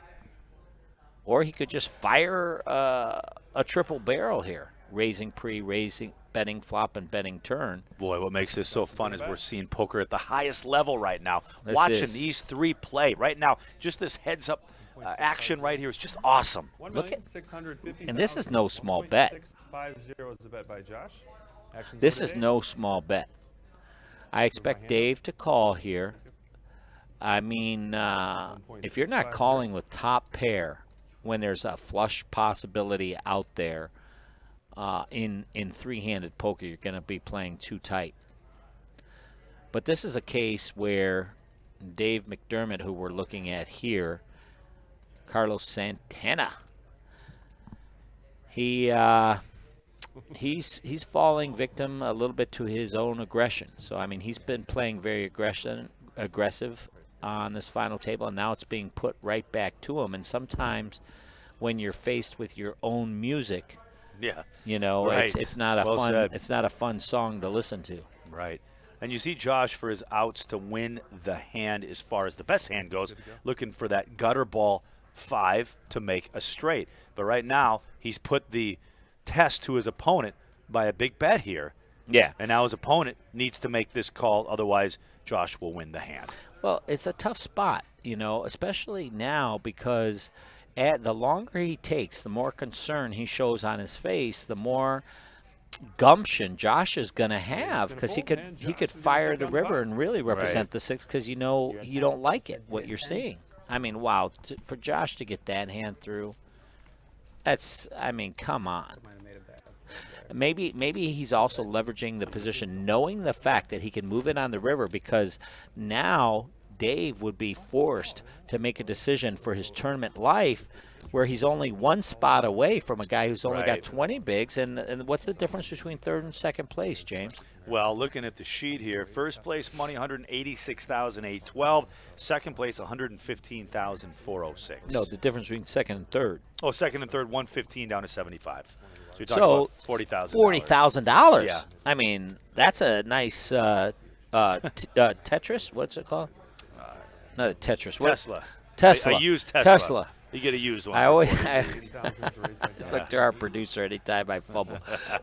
So he's constantly looking. I mean, Zach. so when we're thinking, we can easily see it's a couple of cards, but when you're thinking of a Tesla on the line, it's not so easy, is it? Yeah, no. I mean, this is again, you talk about the level of poker we're playing, but look at the money we're playing for. This isn't just some home game, and we're talking hundreds of thousands of dollars here as the flop comes out. King, Jack, 7. 7 of hearts. Josh holding the wild cards in his hand. We don't know what he's playing. Josh checks his Well, Josh is, I know what Josh is playing. Josh is playing the player. He's playing the player, he's playing the situation, and he'll back it up with some cards once in a while. I mean, after watching that last hand, I mean, just going out there with nothing but his self-determination, his understanding of the magnitude of the situation.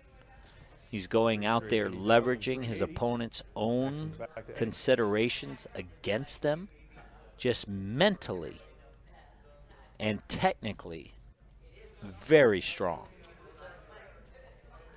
Love to watch it. This is like watching some of the greats in the other sports go out and do their work.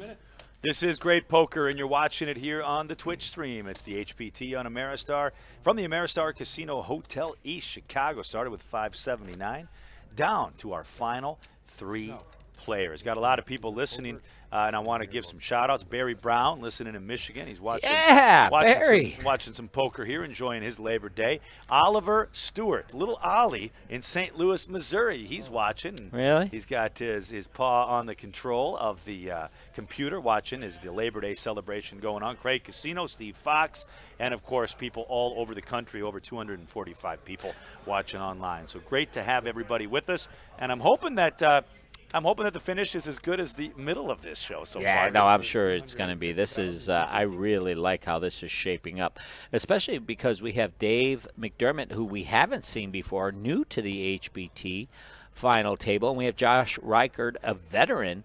Can I say veteran at 20, what is he, 25 or 23 years old? 28 years 28 years old, a veteran. Looking at his resume, though, this guy just wakes up here with pocket sixes. And the flop comes out king, 4, deuce. So we'll see who is the aggressor here as that flop doesn't hit either player. Yep, nicely played by both players. Josh going for pot control, but now look at this. Dave gets a little luck on his side. He turns the ace. Ooh, look at this. He's going to get creative with it. He's doing the little possum here. Now it should go check and a bet of about 300,000. Yep, there we go. Boom, nice little value bet. Come on, pay me off, buddy. Nah, Josh will get out of the way, I think, on I'm this not one. sure. See, he beat now this is what Josh is thinking. He's going to go over what hands he's ahead of and what hands he's behind. He knows his opponent probably doesn't have a king. He would have bet the flop to protect against the spades. His opponent didn't bet the turn, so in his mind he's thinking he doesn't have an ace. He might have diamonds or spades. Would he really bet an 8 here? I think I'm going to pay this off. And maybe, and he does. Make the call. So that's exactly what happened in that hand. And bam, bada, boom, boom, boom, boom, bam. A few notes by Carlos Santana there. All righty. Bam. I got a bone to pick with Bobby Brown, Mr. BB. Last time we were on the ship, he shut me out of his tournament, that $300 tournament we had. Yeah, said, well, can I say? I try to shut me out of that time. Buddy, you better get me in. I'm coming in January. I'm coming back for revenge, buddy.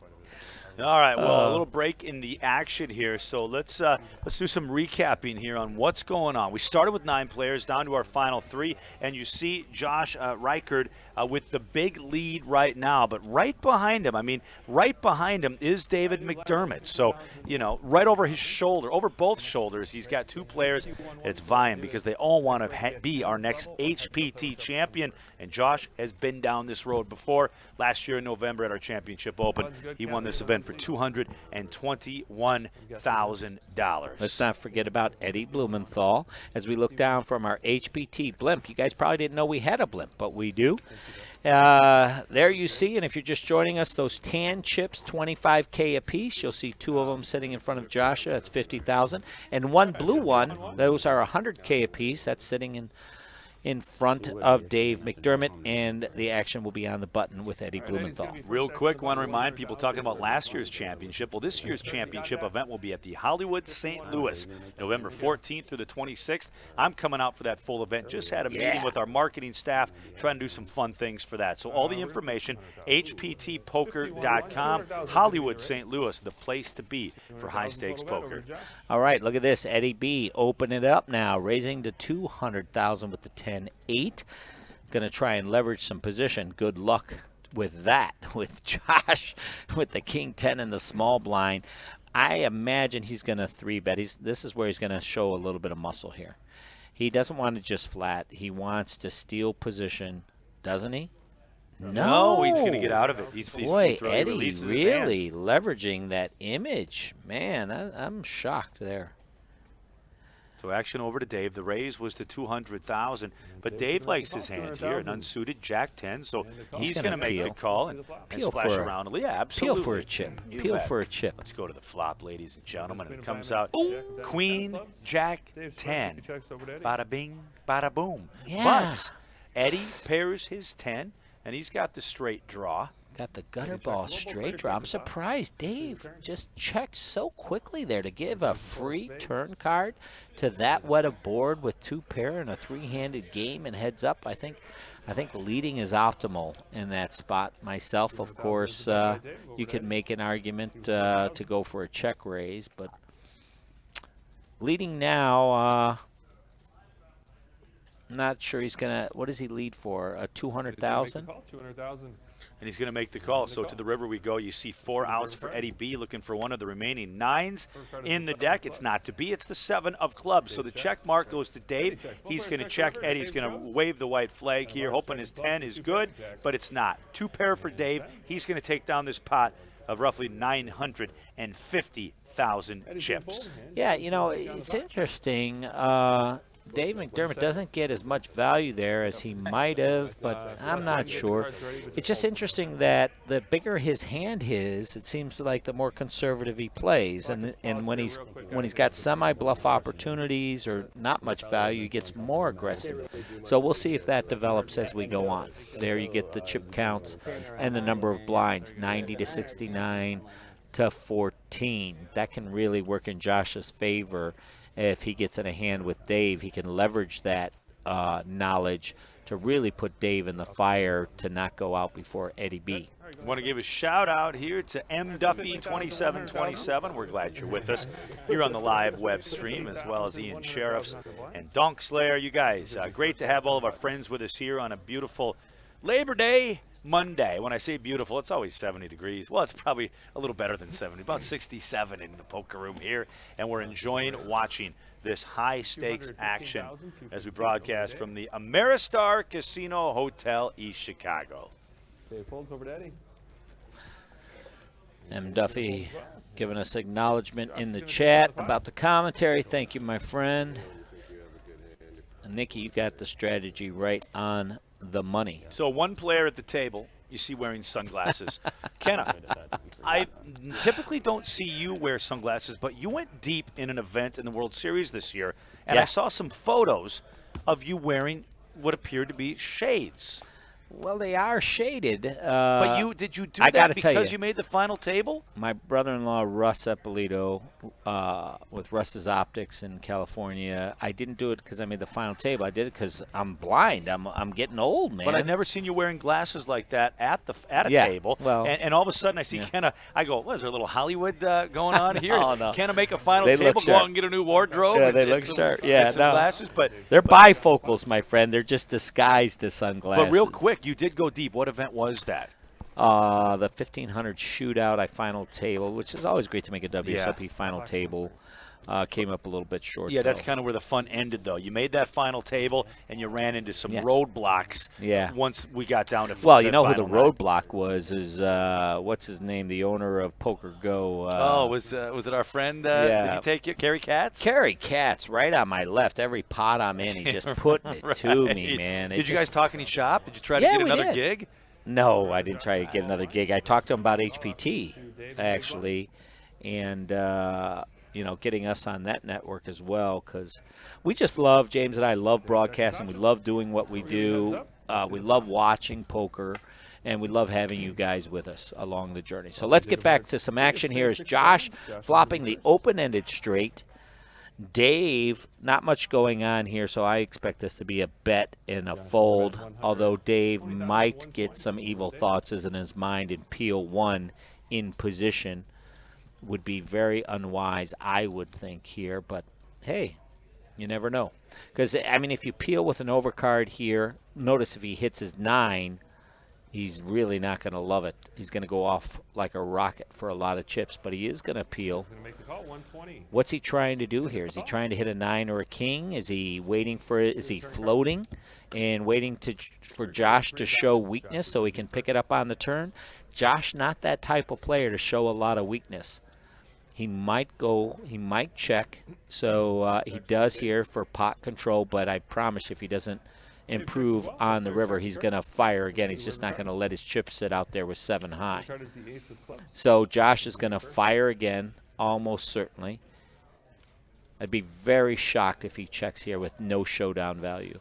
You got to fire, buddy. You got to fire 240,000 at least. Give your opponent with a diamond draw like jack high diamonds to fold.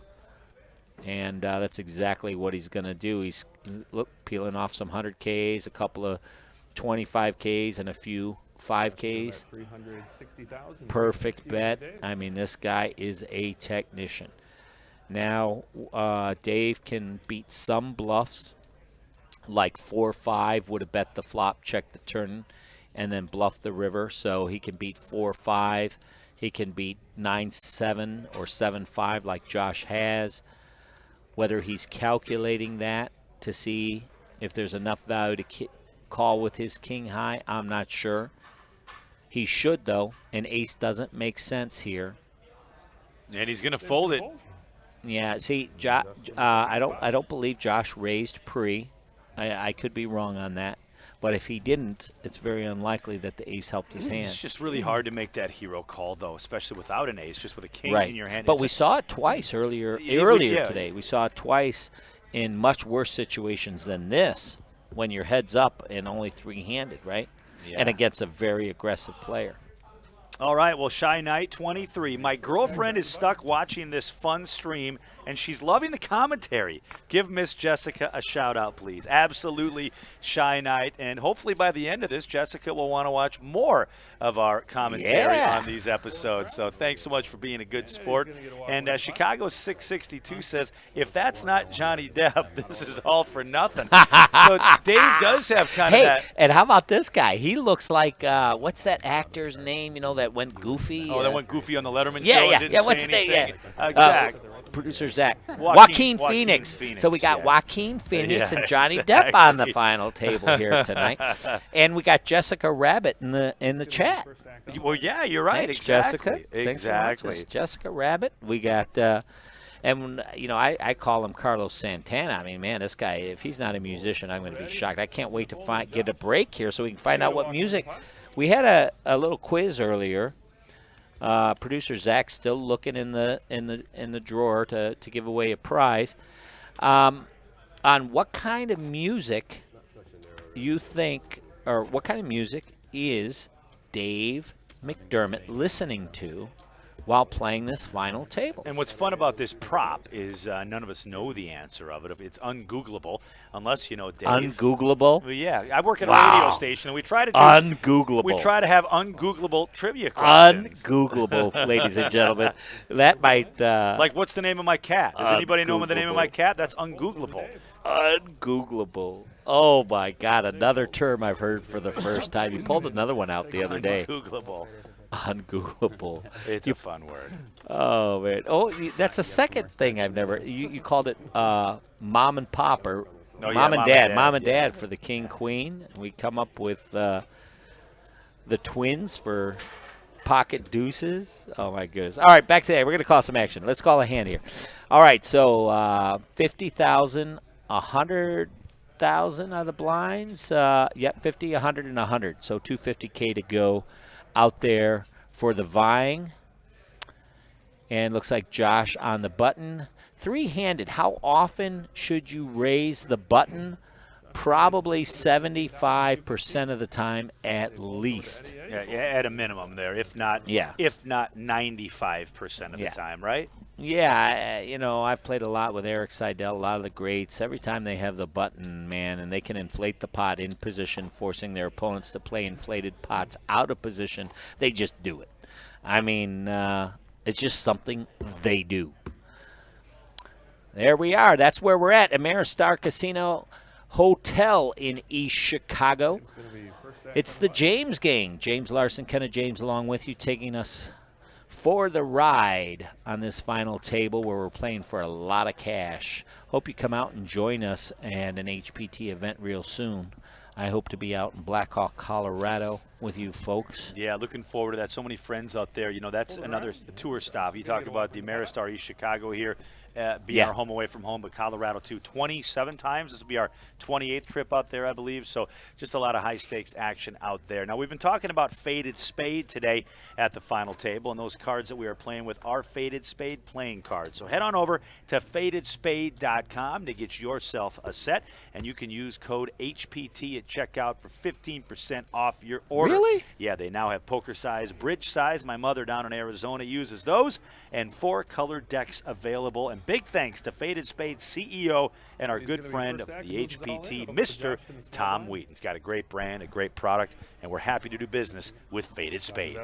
Well, we got a fan of Eddie Blumenthal in the chat, and we don't blame you. He's they say he's got a lot of game, and he's showing it right here. He's not waiting any longer, moving all in with just the King 5. On the button, and I don't think this is going to work out too well. Boy, this is going to be this is going to spell bad news for Eddie B. As Dave will probably get out of the. It's on Josh now. Josh is going to go all in. That'll get Dave out of the way, and Eddie's going to see the bad news. And we're 5 cards away if Eddie doesn't improve to heads up poker. But again, it's not over yet. He holds a king in his hand. 30% equity. Absolutely. When you got an overcard to a pair, whether that's an ace to kings or a king 5 to 2 nines. I'd just be a little scared going up against that mountain and Josh right now because he's running well. But let's go, ladies and gentlemen, to the flop. Hey, Josh smiling a little bit there. He's like, yeah. Eddie might want to use his stand-up, where they stand up and act like they're this would be a good time to do that. This would be time to do it. It's one time. All right, so the flop is ace-10-4. So now for Eddie, running cards for a straight, still looking for a king to take the lead. But right now the nines are in front. Other than a king, he'd like a 3 or a jack or a queen or a deuce to give him some straight draws. He doesn't get it, though. Club does not help him here. Come on, Eddie. Can you pull one? A king ball, corner pocket, double banked. Nice-looking guy there.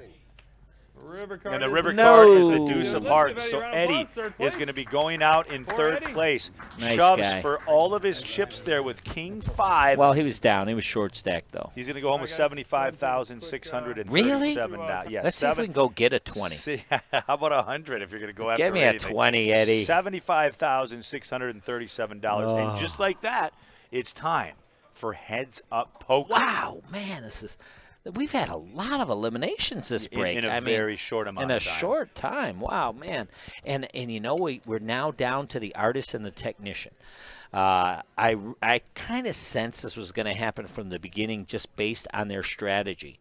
I talked about this early on that I was really looking forward to seeing the technique and strategy that these players were going to come out with, and there was 3 of them that came out with an attacking style. Mike O'Neill just didn't go his way.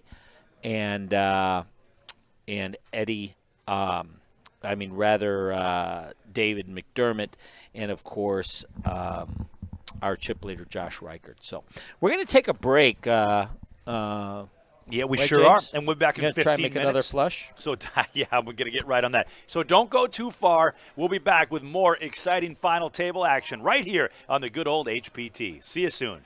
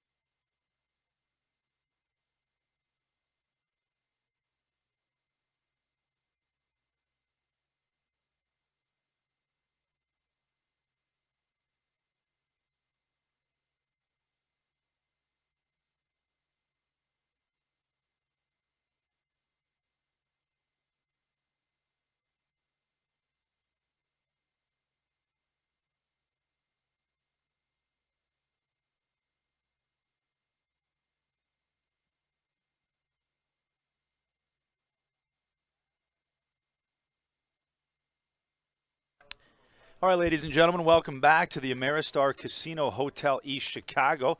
I'm James Larson, joined by Kenneth James, who's making his way back to the tournament area here.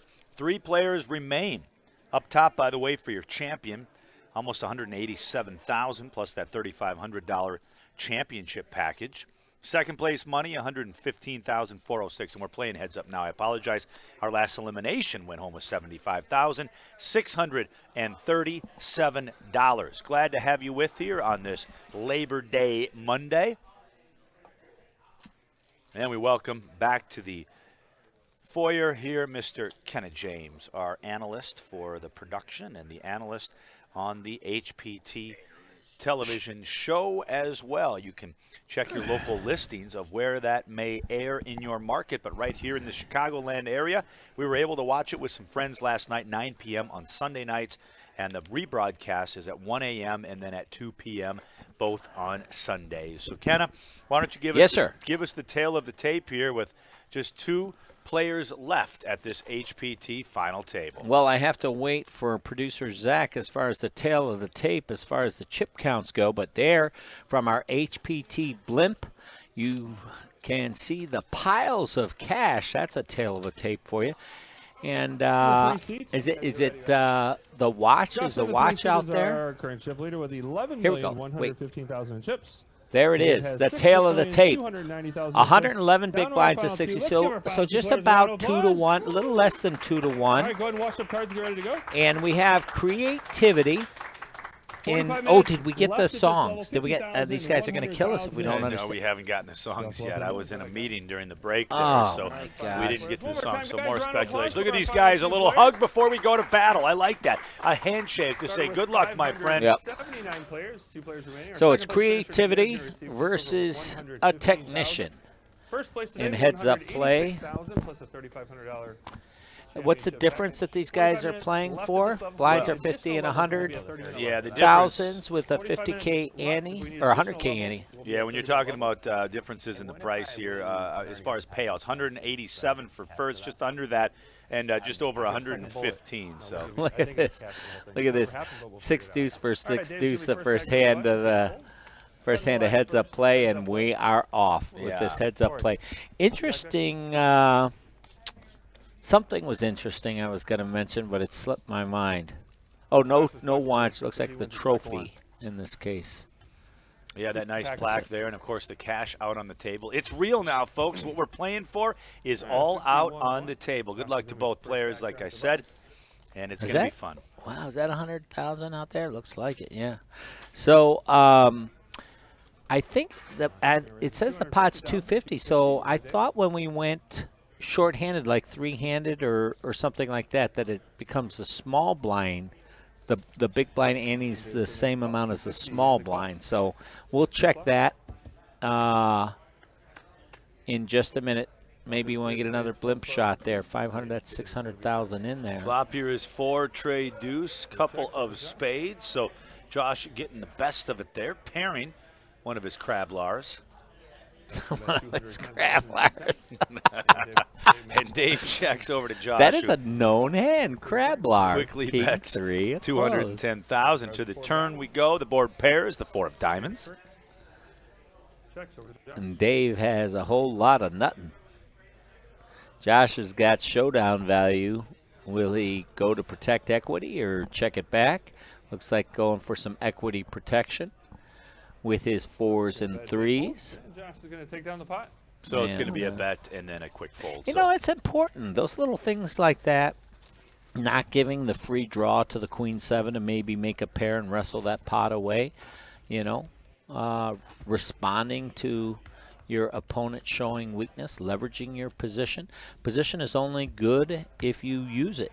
So you got to leverage it. So there it is. It's 50, 100, and 100. It's confirmed. I saw from the blimp.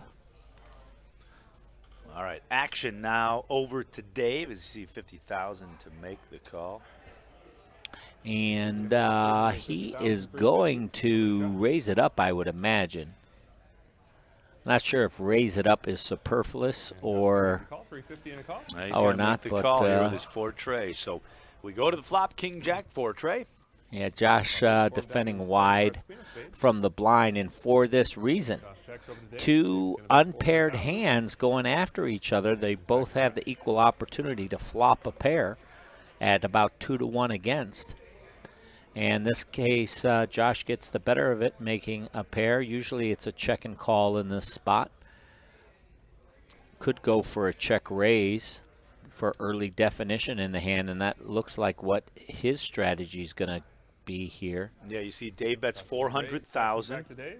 And people are thinking, is this a bluff? Not really. When you flop a pair heads up, you're definitely a favorite to have the best hand. And if you get re-raised, then you can get away from it. And wow, is Dave getting a double fister out there? He is. Wow. Look at this creativity of this monster. I love this. Now this, I mean, if Josh continues here, I'm going to be shocked. Holy cow. You talk about holding up the mirror.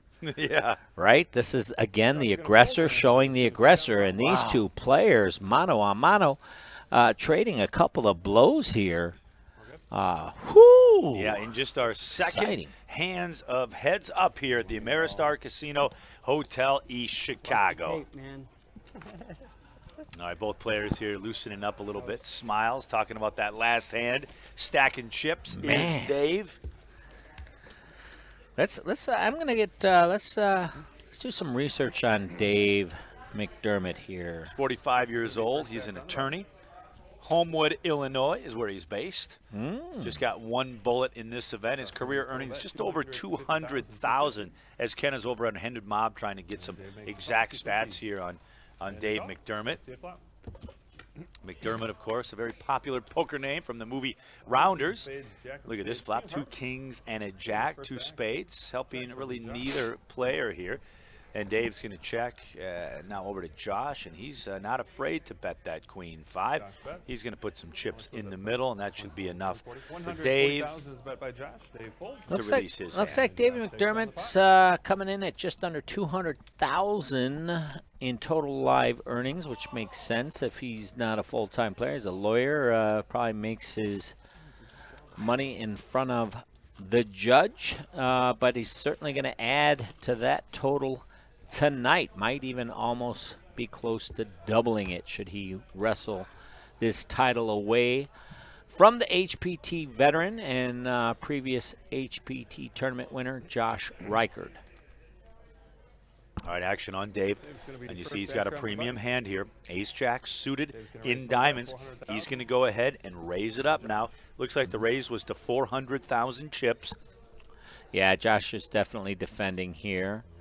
So we're going to go to a flop, and Josh in bad shape as far as the hand goes, as far as position goes, and as far as the betting, but not as far as the flop. As he flops the flush draw, which is huge heads up. Wow, a smartly check by Dave. And there is the flush, the check mark to Josh now as the 7 of clubs hits the turn.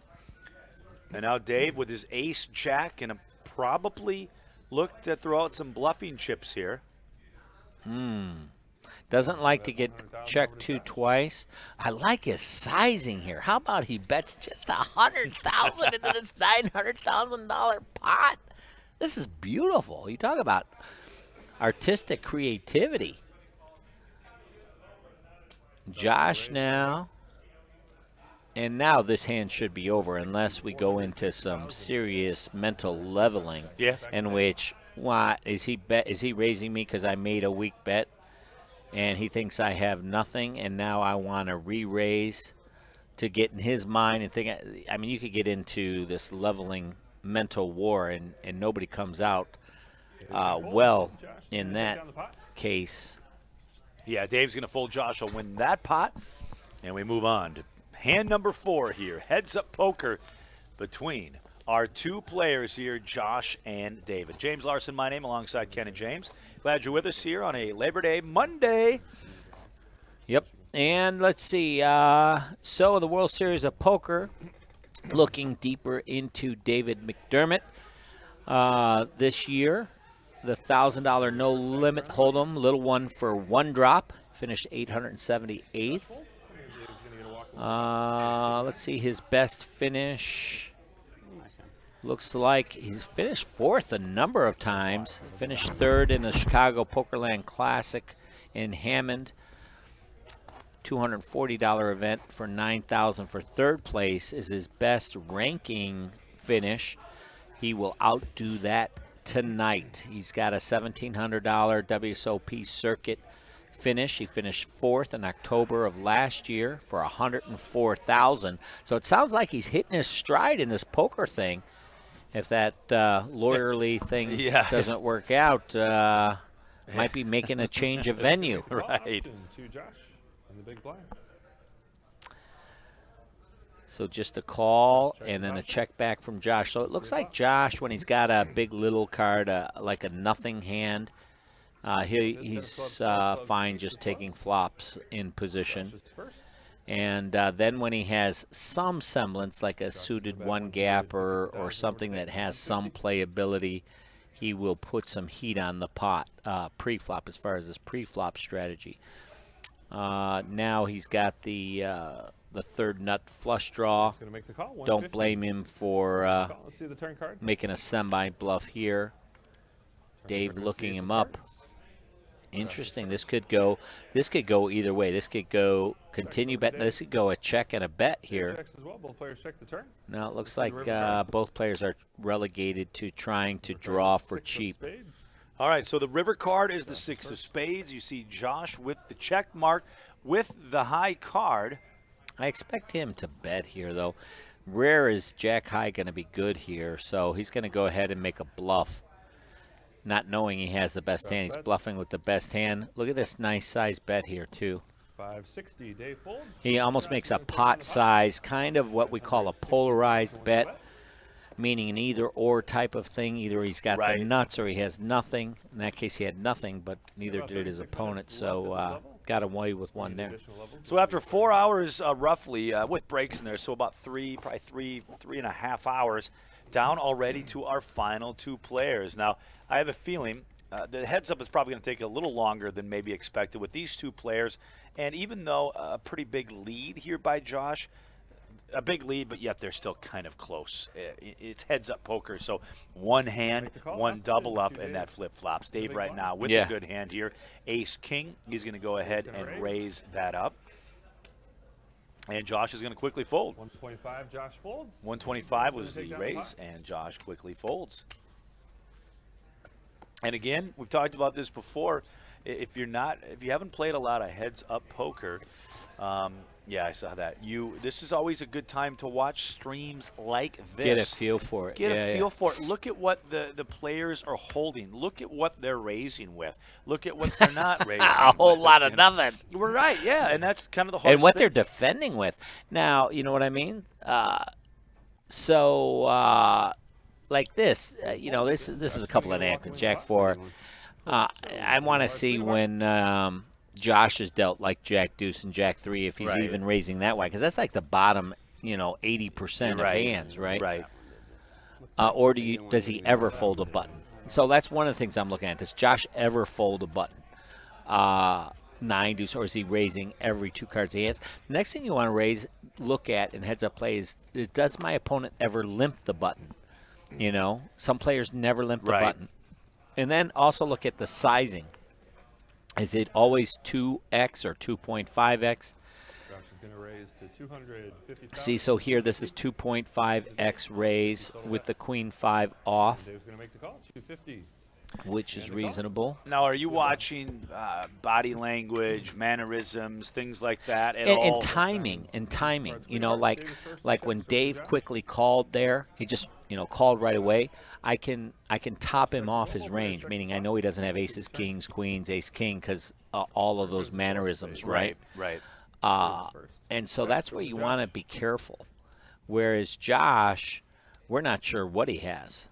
And he's playing tricky too. I mean, he checks top pair on a flushing board, which is rare. But this David McDermott, he is shrewd. He's got good values. He didn't push his pair, which figures to be good in a heads-up pot. He's check calling. I mean, 5 of diamonds. and now he two pairs it. Dave's first he checks. I wish he'd go for value here, though, rather than check it and let his opponent off the hook. Oh, they both have two pair. My apologies. Jackson 5s and queens and 5s here. Oh, Josh my with gosh. the best of it. I'm sorry, audience. I did not see that. The old man fumbled the ball on that So one. now this value, this is probably going to get paid off. Yeah, and he's making it look like a bluff. Josh shows queen of clubs. Yeah, he 5 snap of called it. spades. Yeah. 2 pair of queens. And I got fives. to hand it to David though. He could have lost a lot more in that hand. Yeah, he really could have. absolutely he could have. 2 pair as well. Yeah. Now let me ask you kind of a weird question. Sure. You see Josh doing everything right, but I notice he's chewing gum. 1.675. Do you have any reason to tell your students to not chew gum while at the table? Well, I could tell him not to do a lot of things because you could, you're right. You make a good point. You see the chip count right there now, opening a 3-1 chip lead. And I'm talking tells as well. Yeah, you could give off tells, but and also listening to music when you desensitize yourself to, things that are coming into your universe, the sounds and things like that, you give something up. When you chew gum, you can, you might give off physical tells like you stop chewing. Exactly. You start chewing slower. You start chewing Exactly. faster. But, on the other side of the spectrum, you get something back, like it makes you relaxed or you feel more comfortable. So it's always a pro-con type of thing, and each player has to determine for themselves, are they getting back more than they're giving up when you use a vice like that. All right, action continues here from the Ameristar Casino, East Chicago. Heads up here for the title. And first place money. Of course, we've talked about it all, $186,812. The technician Josh defending now to 250. Ooh, look at this. Mr. McDermott. Check the flop. Let's see the turn. Ooh, second pair and a straight draw and checks it. Turn card is 4 of Turn card now is the 4 of hearts. He also has the 10 of hearts, so now he's got a combo draw along with a marginal 10. This is not going to get through. This is going to be a bet and a call. 460 over to Dave. All right, the bet is 460,000 chips. Boy, this guy is a cool cat. Yeah, man. he really is. He makes the call. He is a cool cat arguing a case in front of the judge. And now now, he's got trips. Look at this. And we don't know what Josh is holding, but I like Dave's chances. I like his here chances in too. this hand. I don't know what it is. I love Josh. I love watching him play, but something about rooting for the underdog, especially I guess growing up in Chicago and being from this Right, area.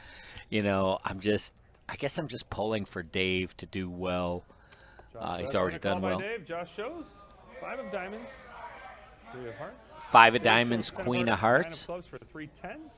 All right, 3 tens is going to Boom. win it. Oh, And what a Dave, key hand. Yeah, Dave What a wins his key pot of hand. just over 1.5 million 2.250 was chips. the People are at home are going to be thinking like, well, why doesn't he raise with his trip tens? Well, you're probably only going to get called if you're beat, right, by a flush there or a full house or something like that. So he decided to play possum there and max his value out. And also, you also slow down the aggression from the overly aggressive player when you just call with a great hand like that. They go, oh boy, we better put some foot on the brake here. All right, folks, James Larson alongside Kenneth James here at the Ameristar Casino Hotel In the in house. Chicago. Some notables that cashed in this event. Ed Sebesta got 16th place. Aaron Johnson with a nice 24th place finish. Our buddy and former HPT champion Mike Puccio got 25th. Nick Papillo with 53rd. And Chris Moon. Saw Chris a lot this weekend. He cashed in the 35th spot here in this event. We had 579 entries. Total spots paid this week, 63. And our next mini-series is coming up in Hollywood, Toledo, in Ohio. That, of course, September 5th through the 15th, the main event, just $500. So stop on by hptpoker.com for all of the information on that big mini-series that we have. And then our big series after that will be Blackhawk, Colorado, Golden Gates Casino. That's a $16.50 main event. September 11th, that starts and concludes with our nationally televised final table on September the 23rd. Looking forward to getting back out to the mountains of Blackhawk. Always a good time out there. Absolutely. In the thin air. Okay, so here's some practical advice for you. If you're coming out to Black Hawk, it's like 10,000 feet in the air, yeah. a city in the sky. I heard that you can get a little lightheaded. So to prepare from that, take a lot of B12 and drink a lot of water, 4, 5, 6, as much as a week in advance to help acclimate yourself to the weather. So there's some inside strategy for you in preparing for Black Hawk. The prize pools are great. The players so nice when they say nice hand, when you suck out on them, they actually mean it.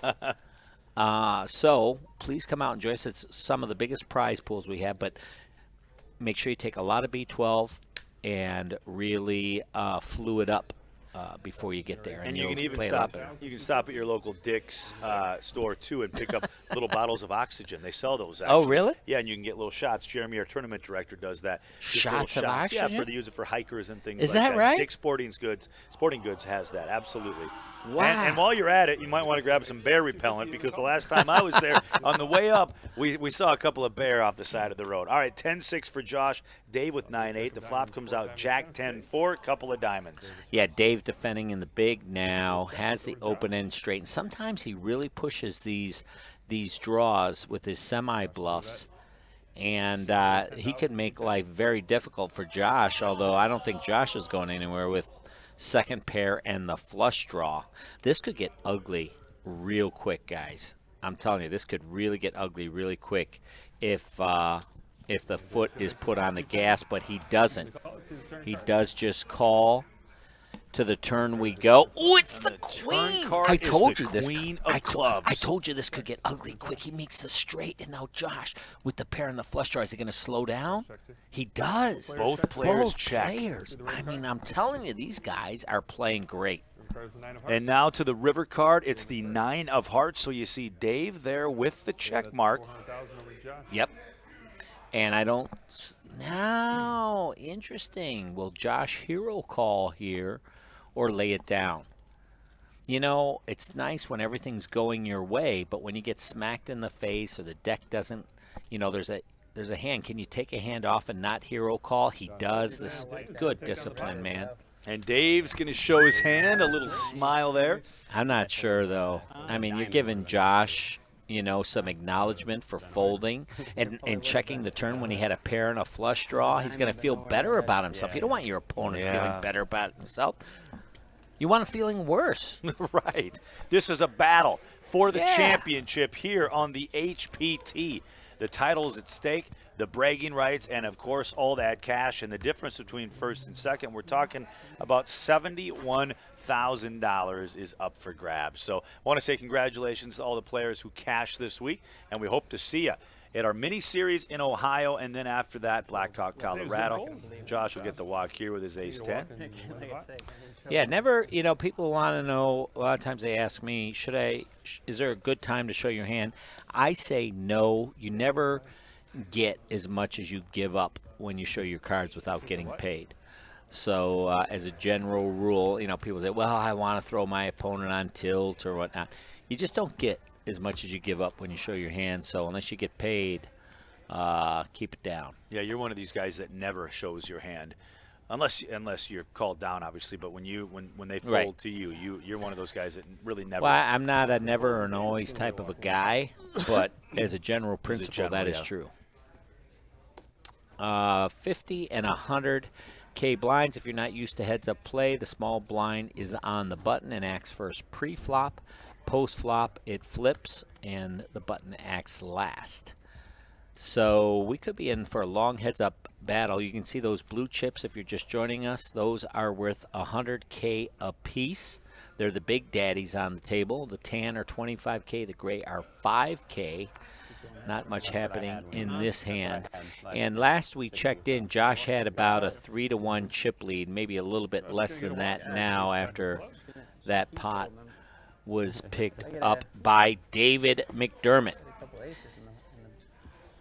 All right, Kenna. Well, we want to open it up for any kind of questions here on the right-hand side of the screen. Just go ahead and type away. And Coach Kenna will try to answer those questions. And if you have any questions regarding the HPT, upcoming stops, or something in the past, let me know and hit us up right here on the screen. We're happy to answer those questions. And we're live right alongside you guys. There is a half-hour delay, of course, because of gaming reasons on the feed. And here we got a couple of big hands. Dave with Jack 10 and Josh with Ace 7. Suited in diamonds and Dave suited in hearts, as Dave now is reaching for some chips. He's going to make the call. He's going to defend out of the blind. I like the conservative kind of respect that these players are showing to each other tonight. Although, just as I say that, Dave McDermott 3-betting out of the blind to take the betting lead in the hand as we go to the flop, and that's going to do him well because he's flopped an open-ended straight. Although I would have liked if he continuation bet here. Don't know what he's thinking. And he's going to go for a check raise. He's going to go for a check raise. This guy's so creative. 560,000. But now it's really going to cost him. I mean, he's supposed to go for a check raise. You can't be this creative pre and then give up post. Now he's going to play it straight forward. He's going to make the call. Oh, wow. Interesting. Oh, man, a power move pre and then a slow down on the flop. Checks over to Josh. His hand improves to a pair of tens. He's now got the best hand. He's got a stranglehold on it, actually, with 93% equity. Josh, I'm sure, is going to slow down here and check it back. Wow. You know, the other thing, James, looking at this, we saw Josh Reichard here. He won our HPT championship event in November. He was in a hoodie, not a hoodie, but he had a knit cap. And yeah. I mean, look at his appearance tonight. He's really dressed it up for the final table. He looks like a racer. He's got the good power colors on. Very relaxed. Red and black. He looks great. He looks like he's even dropped a little weight. I mean, I got to hand it to this kid. He's really got his game in form tonight, and his look too, how he appears. And at 28 years old, his resume, over 1.4 million. Wait. And look at that, a fold here by Dave. Lays down the best hand to the bet of Josh. So Josh is going to stack some more chips into his pot, and we move on to the next hand. Come on. I mean, Dave, I'm just so disappointed because you've been playing so well, and you decide to step up your aggression level. You get played back at a little bit, and then you fold. You can't do that, folks. If you're gonna take a line in a hand, draw a line in the sand, so to speak, to dare your opponent to cross over it. When they cross over it, you got to punch them in the mouth. Right. You can't especially you got a pair and an open-ended straight draw. You're just going to give your opponent credit for the flush? I don't think so. Now, again, it is easier for us. We're looking at the whole cards. Yeah, it is. And you know what, Ken? The reason you're bringing it up is you've seen pretty much perfection tonight. Textbook That's right. poker. You're right. We haven't seen. You're right. I'm commentating at a different level. At a high level because you're playing with. So you're commentating. You don't give a player who's making a mistake a hand off. It's like throwing an interception or fumbling the ball. He comes to the sideline. Buddy, you got to hold on to the football. You're a tough coach. Damn right I am. that upset me, man. I guess, yeah. All right, so Dave here with pocket sevens, a raise to 400,000. Oh, man, this is a battle, and you gotta, as my poker life mentor in my life, Fast Eddie said to me, poker is a combat. Combat is about the willingness to deliver an unwanted effect on another and the willingness to receive an unwanted effect, meaning lose a hand, go out of a tournament, lose some chips, etc. And when you start playing like you don't want to lose chips or you're afraid, that's when you've surely locked up a loss or second place. Yeah. Get into a combat and fight for it, and that's what this man, Josh Reichard, is doing.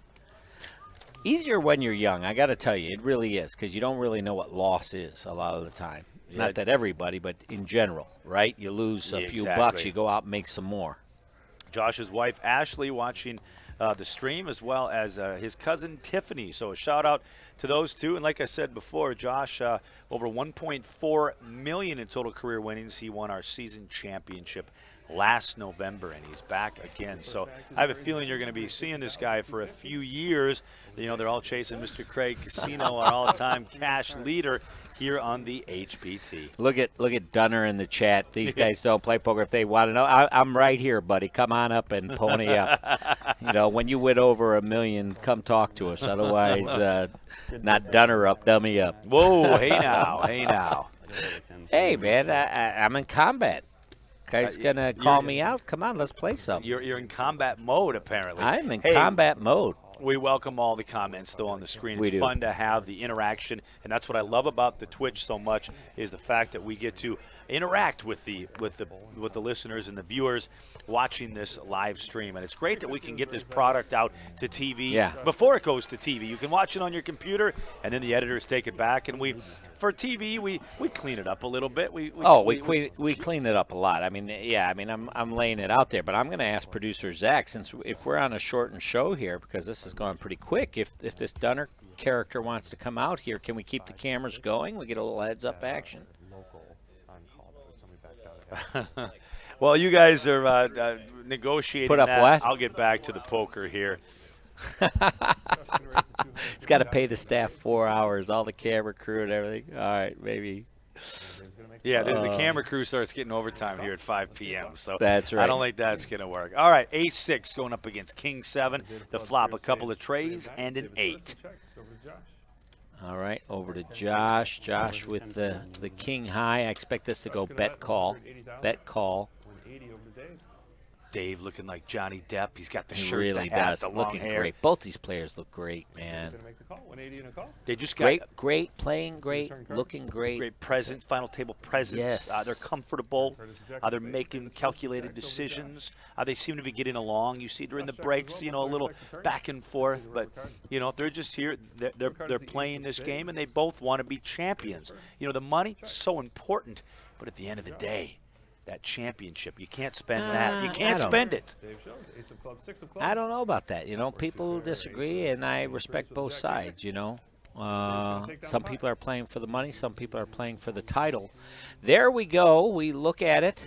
It got as bad as 3-1. Now, not quite that bad. Dave's closed the gap a little bit. And Josh, 121 bigs to 52 bigs. Lot of play, which goes to show you should play the HBT. Look at this amount of play you get, even in heads up. So fantastic, and a lot of cash on the line there. As you can see sitting on the table, action on Dave McDermott, lawyer, poker player, And a snappy dresser. snappy artisan dresser. Absolutely. Just calls from the button, limps, open limps. And, we got to remember that. If he's not a pro player, there may be some techniques that he still has yet to develop, like, open limping on the button too much or not C-bet bluffing enough, et cetera, et cetera. But, man, what a great showing for him in this tournament and including tonight. I really liked his strategy and technique throughout. As I have with Josh, we look down from the HPT blimp there. I like that view for some reason. Gives us the overhead. Real quick, I want to give a shout-out to Razor Clothing, a poker apparel brand with poker T-shirts, hats, and hoodies. You can get a 10% discount on your order today with code HPT at razorclothing.com. Shout-out to Razor owner Wes Cutshaw, watching from home in Houston, Texas today. Thanks so much, Wes. We appreciate everything. razorclothing.com. Go to the flop now, Jack 7-4. Ooh, Josh hits it. Got the top pair. Both players have a pair, which is usually good heads up, so I expect a bet and a call. And then a reevaluation on the turn. And Dave looking for a 6, a 5, a 3, or an 8, something that keeps his equity defendable on the turn, but not to be. This might be a check or a check bet fold. Josh tends to bet in these spots. But I think he wisely checks here. It's a nice check back. There's the deuce of spades. Check, check on the river. Wow, ooh, interesting line here by Dave. Is this a bluff or a value bet? Is it a blocking bet? Not really sure what's going on in his mind here. A desperate attempt to try and get a 7 to fold or a marginal pair. I don't think it's going to work. Josh is going to raise. Total bet. This is equally befuddling. He's got showdown value with his jack, but decides to raise. Maybe he's trying to raise out a weak queen. Certainly can't be for value, trying to get a lesser hand to call. Even though that, oh my goodness, looked like he pawned the whole stack for a nice 3-bet bluff. Wow. Man, the mental gymnastics that are going on between these two players in this particular hand is interesting. Now, did you see that little scratch of the nose? Now, that's usually a tell of weakness or definitely of uncertainty. What if his nose was itchy? He makes the call. Josh He's going to makes make the the call. call. Jack of clubs, 9 of clubs. And he's going to see that he's beat. Josh is going to win the pot. Dave folds. A pot of 3 I don't million know. chips. A bet call with 1, 2, 3, fourth pair on the board and a value raise from Josh on the river? That 2 black cards. Well, Dunner is right there. That hand's got me befuddled on that one. It's a befuddler, as they It's say. a Ken. befuddler. How You're about right about Emily that. in the chat? Screw titles, money. We know what she's playing for. Yeah, she's Show me playing the for money. cash. Now, of course, money is usually going to win that argument. But when you've got money and you're doing well, more money is good. But titles are important too. Remember Absolutely. how many second places you had? So many second places. Yeah. And it bothered you a little bit. Be honest. You wanted to be the king of the mountain. But I've got over 20 titles, so I don't know. I mean, it's, But you went through a short little. You went through a No, period I've gone where through there a was lot of times where I second finished places. second. Yeah. I mean, there's plenty of players. Daniel Brown's got like 14 seconds at the World Series of Absolutely, Poker. absolutely. But when you get It's a that factor of the thing. getting that title, putting that trophy on the mantle, I think just Hand, helps. all right, we'll be back to that. Hand alert here. Hand alert. Bet 400,000 with top pair and Josh, and now Dave is weighing his Josh gonna make the call, options. 400,000. And the call. Let's see the turn. At 400,000, Dave makes the call to the turn card. We go another Oh. queen. This could be the entire tournament. It could. right here. This could be. This it. could Oh, be. wait a minute. How does Dave shut down there on the turn? All the chips have to get in the middle here. Josh is first. What is going on here? All in bet here. No. He's going to go for value, not all in. He's got to go for maybe. He's going to go for maybe 600, 700,000. And then he's going to get raised all in. I don't know. I really don't know. Both these last couple of hands have been very strange. It looks like he's going for heavy value, so he's going to make a pot size bet of 1.4, 1.3. And a call. Josh And just a goes quick queen of call. clubs, 10 of Yep. hearts for 3 You're running queens. so damn good. With a against 10 me, kicker, Dave has queen of He spades, says three you're of so spades, damn good queen, against me. queens.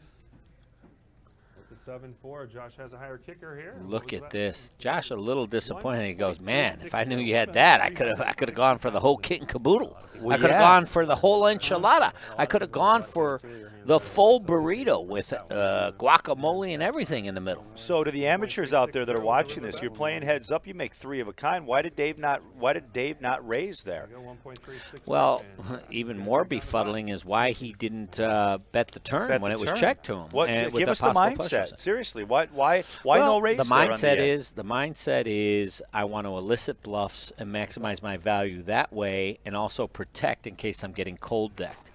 So it worked out for him. I mean, his strategy did work out. He's trying to maximize value by capturing bluff equity while protecting his stack in case he gets cold decked, in which case he just did right there. Are these guys a couple of wizards, you think? They look like wizards to me. They kinda they do. got me befuddled Yes. in some of these hands, and some great play Yeah. throughout. Sometimes overly conservative, sometimes overly aggressive, but that's the art of poker. Is one of the things you want to do over to Dave. is to keep your opponents guessing. Gonna make the and then even more importantly, get him to guess wrong, right? So that's a good thing.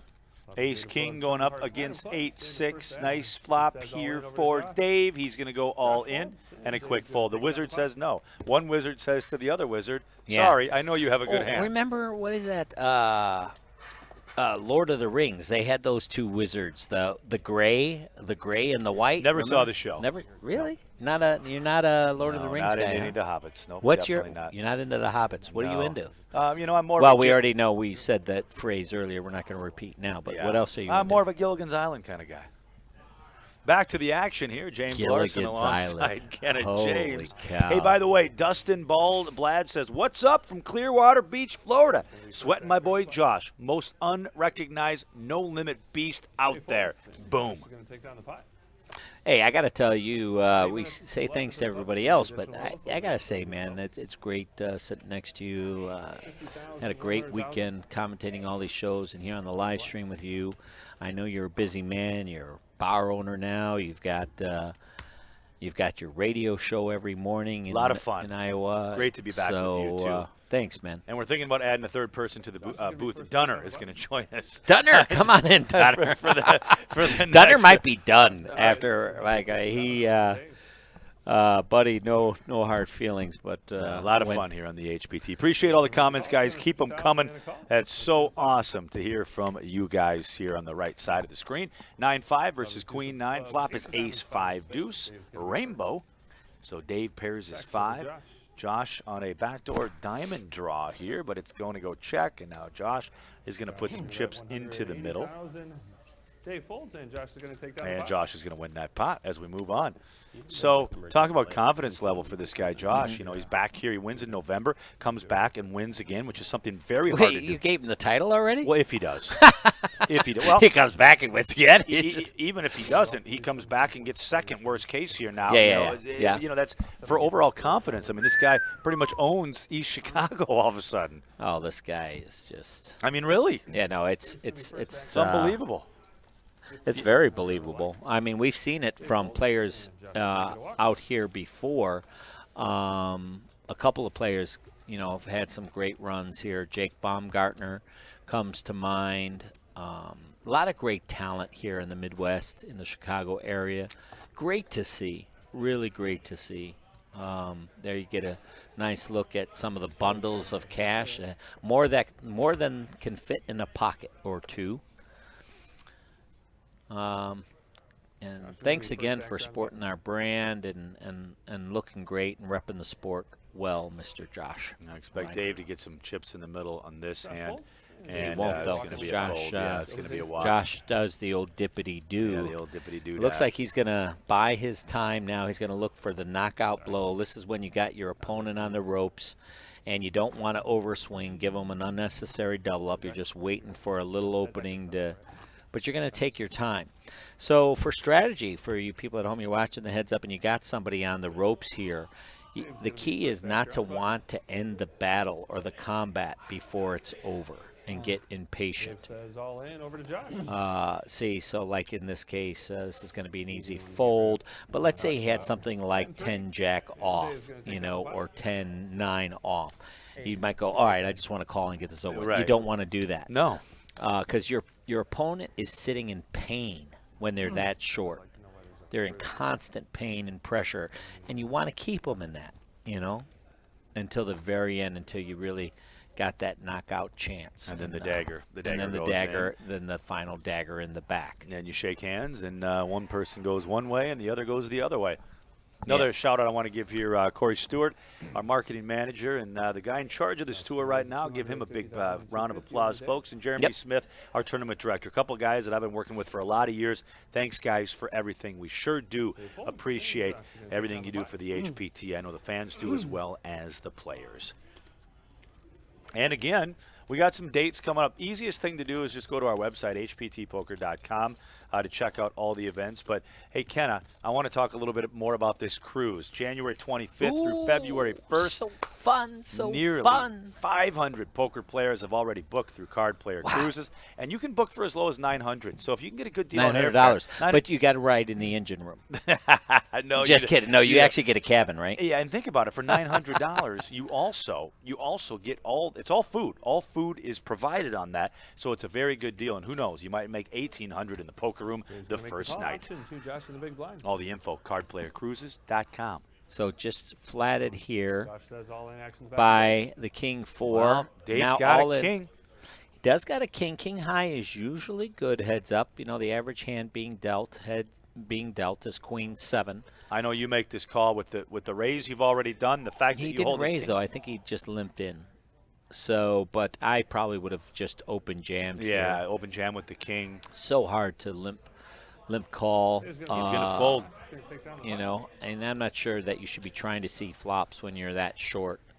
You're looking to get it in and double up and Josh, get back in this tournament. So close to capturing his second title right here on the spot that he did it before last November. Yeah, you're This watching guy, a master. yeah, You're watching a master yeah, at work, guys. I can't wait for the interview. That if he does win, Jerry's going to say, man, you did it again. How's it feel? It's got to be a dream for this young 28-year-old. Plans to use the cash for a family vacation. Like I said, you could rent out a quarter of Disneyland for the kind of money. I don't know about that quarter Disneyland. I don't know if you could buy Maybe for a half hour. Could you buy how many sodas they sell in a day at Disneyland? You maybe could. All in by Josh. This might be a nice place to take a stand right here. 10-9. With the old Queen 10, the old Varconi it's called, because Robert Varconi got dealt this hand a number of times at the World Series of Poker when he won it back in, I think it was 2002. I haven't heard much out of Varconi since. Well, no, he was an amateur poker player before Moneymaker didn't get that won the title. Ooh, and he's going to fold it. That's a golden opportunity that missed right there. Yeah, so golden he folds the king, and then that time the Queen 10. Queen 10 is off as a top 20% hand, right? And when you're on fumes like this, you're just looking for a top 20% hands to take a stand. So I think this is a desperate attempt by Mr. David McDermott to hold on to some hope that may just never show up. Great camera shots by our crew there. Appreciate all their hard work.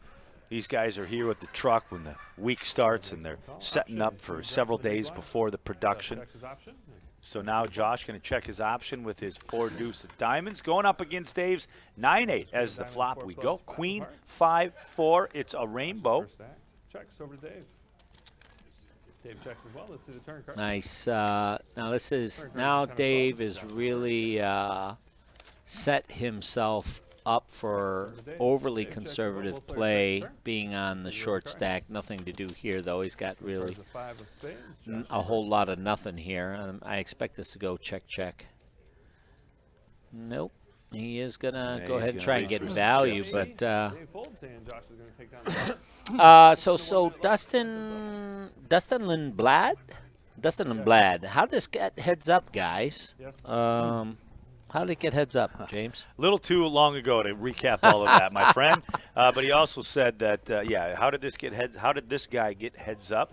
Well, he played good poker pretty much all the way through, ladies. He did. He, a couple of missteps in the heads up. Sometimes if you're not a pro, this guy's does this not full time. He's a lawyer and stuff like that, and you get heads up where you're playing so many hands. Some of the technical flaws and the little nuances come up, and it's easy to see on display when everything is exposed like this. So it's easier for us to judge. But I'm going to tell you how he got heads up is he came in this table with a mission. He came in aggressively. He pushed a couple of semi-bluff draws with aggressive actions and got a hold of some chips and maneuvered his way here, and he deserves it.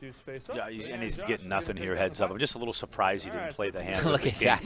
Josh is almost shrugged his shoulders. Hey, man, what can I do? I'm getting hit by the deck, and that's nice to, it's a nice kid, I'm sure. I call him a kid. He's 28. To me, he's a kid, but an HPT veteran. All right, blinds going up now, 60-120. And let's take a look at the chip counts. They're just 7 bigs for Dave. So Josh with all the chips here, 17 million to 855,000. 60-120 with a 120K big blind. So you're talking, 240,000 here. It could go quick if Dave doesn't improve his hand here or improve his chip stack here. How about Answer 20 says, thanks, guys. Got me from Cincy to Grand Rapids during the stream. Yeah, well, we're glad we could distract you a little bit in your journey across the freeways and roadways and byways. Dadler says, I'd lay 3-1 on Josh any day versus you. Head up, Donk. Second place today will receive just over 100. Who's the Donk? You? First place is I'm over Donk 100. Slayer, maybe. I'm not Donk sure. Slayer, I don't know. Yeah. Oh, first Donk Slayer, yeah. 20 on the Oh, button. yeah. Josh's first stack on the button. Yeah. Josh says all in over to Dave. Now Dave has to call this. He doesn't Yeah, have a choice. You he's have a gotta king. call. Let's Oh, flip and a over call. the cards. All right, this could the be hands. hit if Josh can improve his 10-6.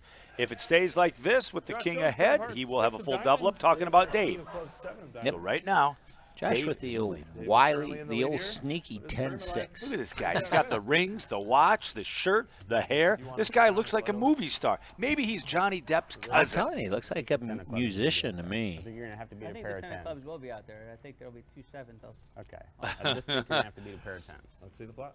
They're all smiling because they're both going to go to the cage and take home a bunch of cash. To the flop we go. Ace, King, 5. Probably beat a pair of Yeah, there you go. That's some good news for Dave. Yeah. Got a stranglehold on this. If Josh wiggles his way out of this, not to be he's drawing dead as we go to the river. So that's a double up that And Dave's going to double up here. that Josh would rather not have given. But his opponent was playing so passive. They says, all right, well if you're never going to call, I'm just going to open up any 2. Yeah. Otherwise, I think normally he would wait a spot or 2 before going with the 10-6. Gets him up to about 1.6, so we're at about a 16-2 kind of a range here. So a mere flesh wound. Zippity as bop they say. bop, zippity doo dot day. What a fun day it has been calling poker in here for all of you folks talking about the HPT here at the Ameristar Casino East Chicago. You know, with that short of chip stack and Josh doubling him up, it's like Josh just stubbed his toe on the coffee table, making his way to the kitchen. It's never fun to do, but at the end of the day, no It broken doesn't bones. hurt that bad. Yeah, you within a couple of minutes, your toes feeling couple better of at cuss that words, point, yeah. you know, and Cat's looking at you funny when you're yelling in the kitchen, but yeah, it's kind of like a, just a little shot in the shorts. all right, 8-6 here. Josh in the big blind. Now an option for Josh. He's probably just going to check that option. And we're going to go ahead and see a flop with a couple of raggy hands here. Let's see who can out-flop who. Flop is A6 tray, so Dave gets the better end of that flop. Yeah, I mean, now Dave, if he could just catch a little bit of traction, maybe one more double up. I don't like him checking back, though, with second pair on this board. He's playing way too conservative on a short stack like this. He's trying to hold on. And now Josh gets the check Yeah, mark see, after I the mean, check. now he lets his opponent escape. So there's 360,000 chips in there. I know that's kind of like throwing a deck chair off the Queen Mary, but it's still something. And now he's going to lose that pot of 610,000. This is a factor of, this is really a factor of really getting beat up. You've been beat up. You're not really thinking straight. You see a boxing match, or you see the UFC. You know this guy's just a tremendous fighter, and all of a sudden he doesn't look so well. You know why? He's been hit in the head a few times. Right. He's been kicked in the belly. He's been, nobody's is playing as well. But this guy, Josh Reichard, I mean, the technician. I mean, this guy's barely got a flesh wound on him. Josh is going to be first. All right, Josh with a suited up Queen 6 here. See if he decides to. Yeah, it's kind of what I thought. He's going to put his opponent to the test with an all-in bet and a quick fold by Dave. By the way, I'm happy to be here calling this action, but I'm a little jealous of one of our listeners here, Dustin Ball. Yeah. Vlad, I can't believe I'm on the beach. Can't believe I'm on the beach but watching a poker stream. Definition of a DJ. Well, it could be worse. You could be in the ocean holding up your phone, right, watching it. Or you could be live betting the Cub game, too, while you're watching poker. That would make you a super DJ, my friend. Either way, great to have you, Dustin. Tough name, though. Dustiny Blad. Yep.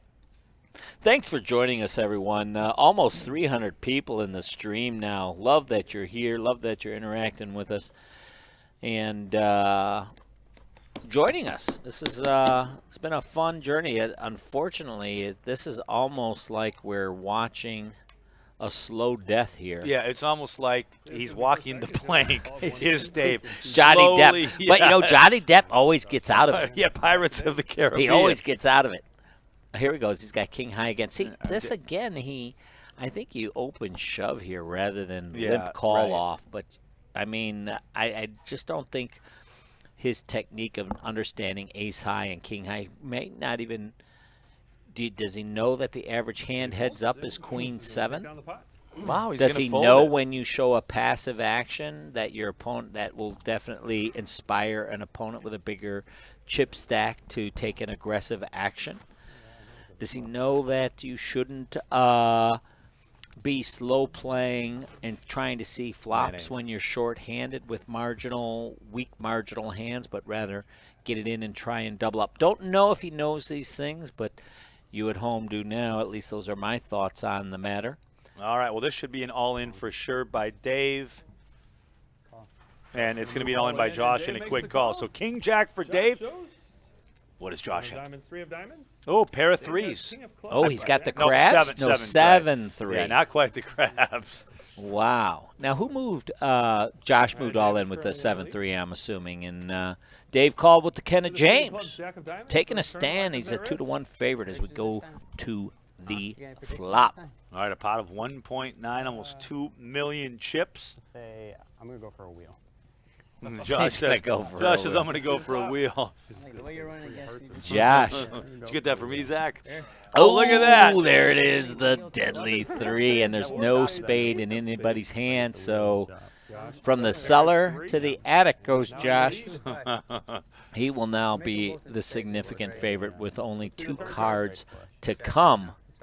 The turn card is the Ooh, tray. that is it. And that is going to do it, folks. The It's over. night is over. We've got a new HBT champion. Good night. Congratulations going out to Josh night. Reichert, going home with the cash and the title. He did it here last year, and he's doing it again this year, but not for nothing. Let's give a shout-out here to David McDermott.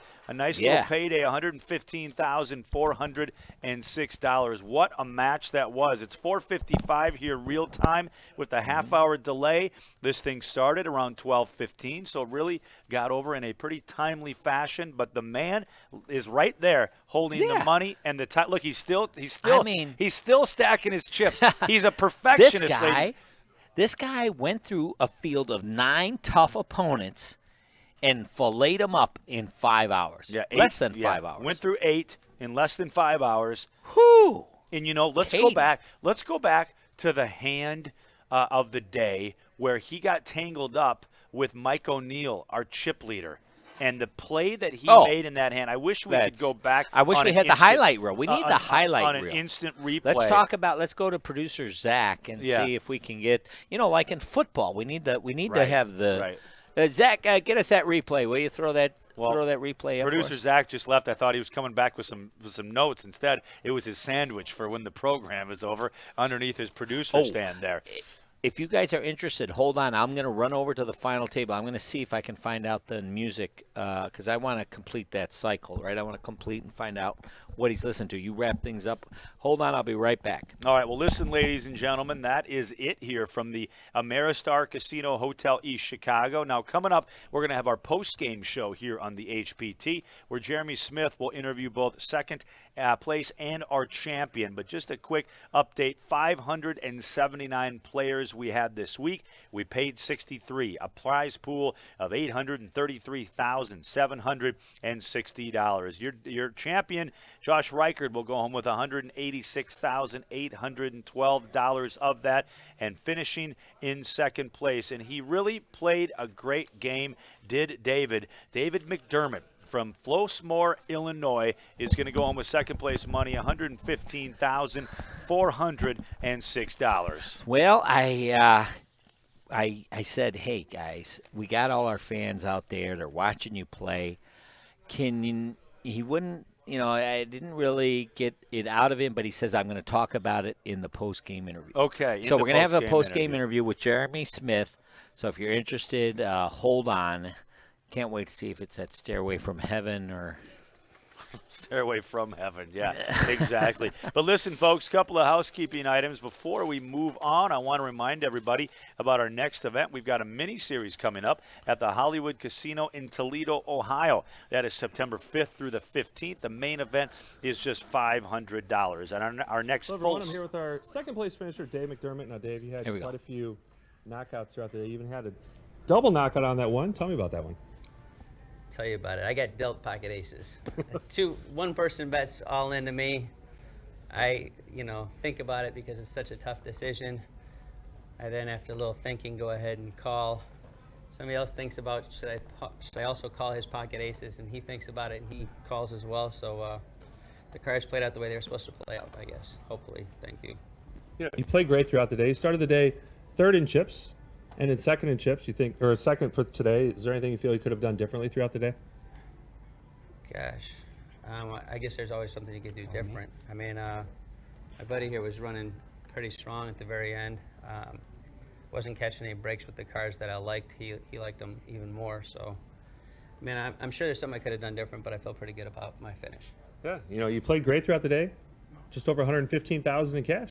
What's your plans for the money? Disney? No, Taking the family to Disney? No, we've done it a good number of times. I don't know. We're gonna have some fun. We'll go out tonight. I was asked a question. What was I listening to? I don't know why that was such a big deal to the people that were watching online. And Zeppelin was the correct answer. The majority of the time it was Zeppelin. Whoever was guessing that, maybe it's the long hair, was pretty on. Zeppelin Station. But Stairway was on a couple of times, so good stuff. There you go. We're good. Listening to Zeppelin, our second place finisher, Dave McDermott. Back to you guys. Nice job, All Dave. right. Thanks so much, Jeremy. And it was Led Zeppelin. Nice job, Dave. Wow. It was Led Zeppelin. I was wrong. Who said it that? was the Warrant or the Scorpions or something like that. But well, let's see who said that. Oh, we got a producer, Zach. Yeah, it's funny. He said, I don't know why, but a lot of people wondering. We got it. Oh, way to go. And by the way, coming up here on our post-game show in just a matter of seconds here, we're going to have our first place, our champion interview here, Mr. Reichert, and he's going to be joined with Jeremy Smith down at our tournament area. Well, Let's go there now. New HPT champion, Josh. Now, Josh, you accumulated the chip lead early today. Started the day second in chips. Tell me about that. You played great throughout the day. Yeah, I was running a big bluff against the chip leader, Mike, and I had a gut shot, and I rivered the nuts in that hand, so that was very helpful. The momentum in the chip stacks between us shifted in that hand, and I was able to play much more aggressive from that point. Yeah, do you feel there was a key to victory throughout the day, that hand, other ones? Making very strong hands a lot was very helpful, and having a chip lead after that pot, felt like I was able to control things pretty well at the table from that point, and that's always helpful. Like, I can put a lot of pressure on all the other stacks because they're all wanting to wait for each other to get knocked out. Yeah, absolutely. You played great throughout the day. Now, when we were here just 10 months ago, you won that event as well. This is your second HPT championship. Tell me how you did it. Yeah, I'm starting to like this place. Starting to like this place to do well when you come here. First place today, just over $186,000 in cash. What's your plans for the money? I think we might do like a family vacation with it. All right. Yeah. There you go, family vacation. Our new HPT. With some of it. What's that? With some of it. With some of it? Not the most baller vacation ever. That's all right. You still did great. Almost $200,000 in cash. Not gonna blow the whole 180. There you go, guys. Our new HPT champion. Back to you guys. Let's give him a round of applause. Absolutely. Right. He deserves a round of applause. Man, Josh Reichert, great job. Jeremy, great job, Josh. And what a family vacation that is going to be. But I like how he qualifies this. We're not gonna. He wants to make sure his wife doesn't get Australia down in there, for a month or. We're not flying privately. Don't call NetJet right now, 24 hours, and have us leaving from the tarmac of our backyard. It's not happening. But Bax West, a cleanup in the thing says, "What do I win?" Bax West, you're going to win a free 2-hour private coaching session with Kenna James. There you so go. I'll get in touch with you and, Very and how to nice. get that. So thanks for joining us, everybody. Very I nice. know James is going to take us out, but I just want to say how much enjoyed this. Love you guys. Thanks for joining us along the journey. Hopefully you've learned a few things, and we made it fun along the way as well. Yeah, just a reminder, the mini-series at Hollywood Toledo in Ohio coming up September 5th through the 15th. And then after that, the Golden Gates Casino, September 11th through the 23rd. That's a 1650 event. I want to thank our entire crew here, our director, Kevin Bove, our producers, Mr. Zach Howard, and, of course, Kirk Falla, also back there helping out with some technical issues. Not issues, but technical assistance, talking about Kent Sorge and Doug Statham. Corey Stewart has been our on-premise representative today for the HPT, and your tournament director is Jeremy Smith. Your late local news will follow most of our affiliates here on Twitch, and we thank you for watching us. And I want to say have yourselves a great and happy Labor Day, and until next time, it's James Larson and Kenna James saying so long from the HPT. Have yourselves a great night.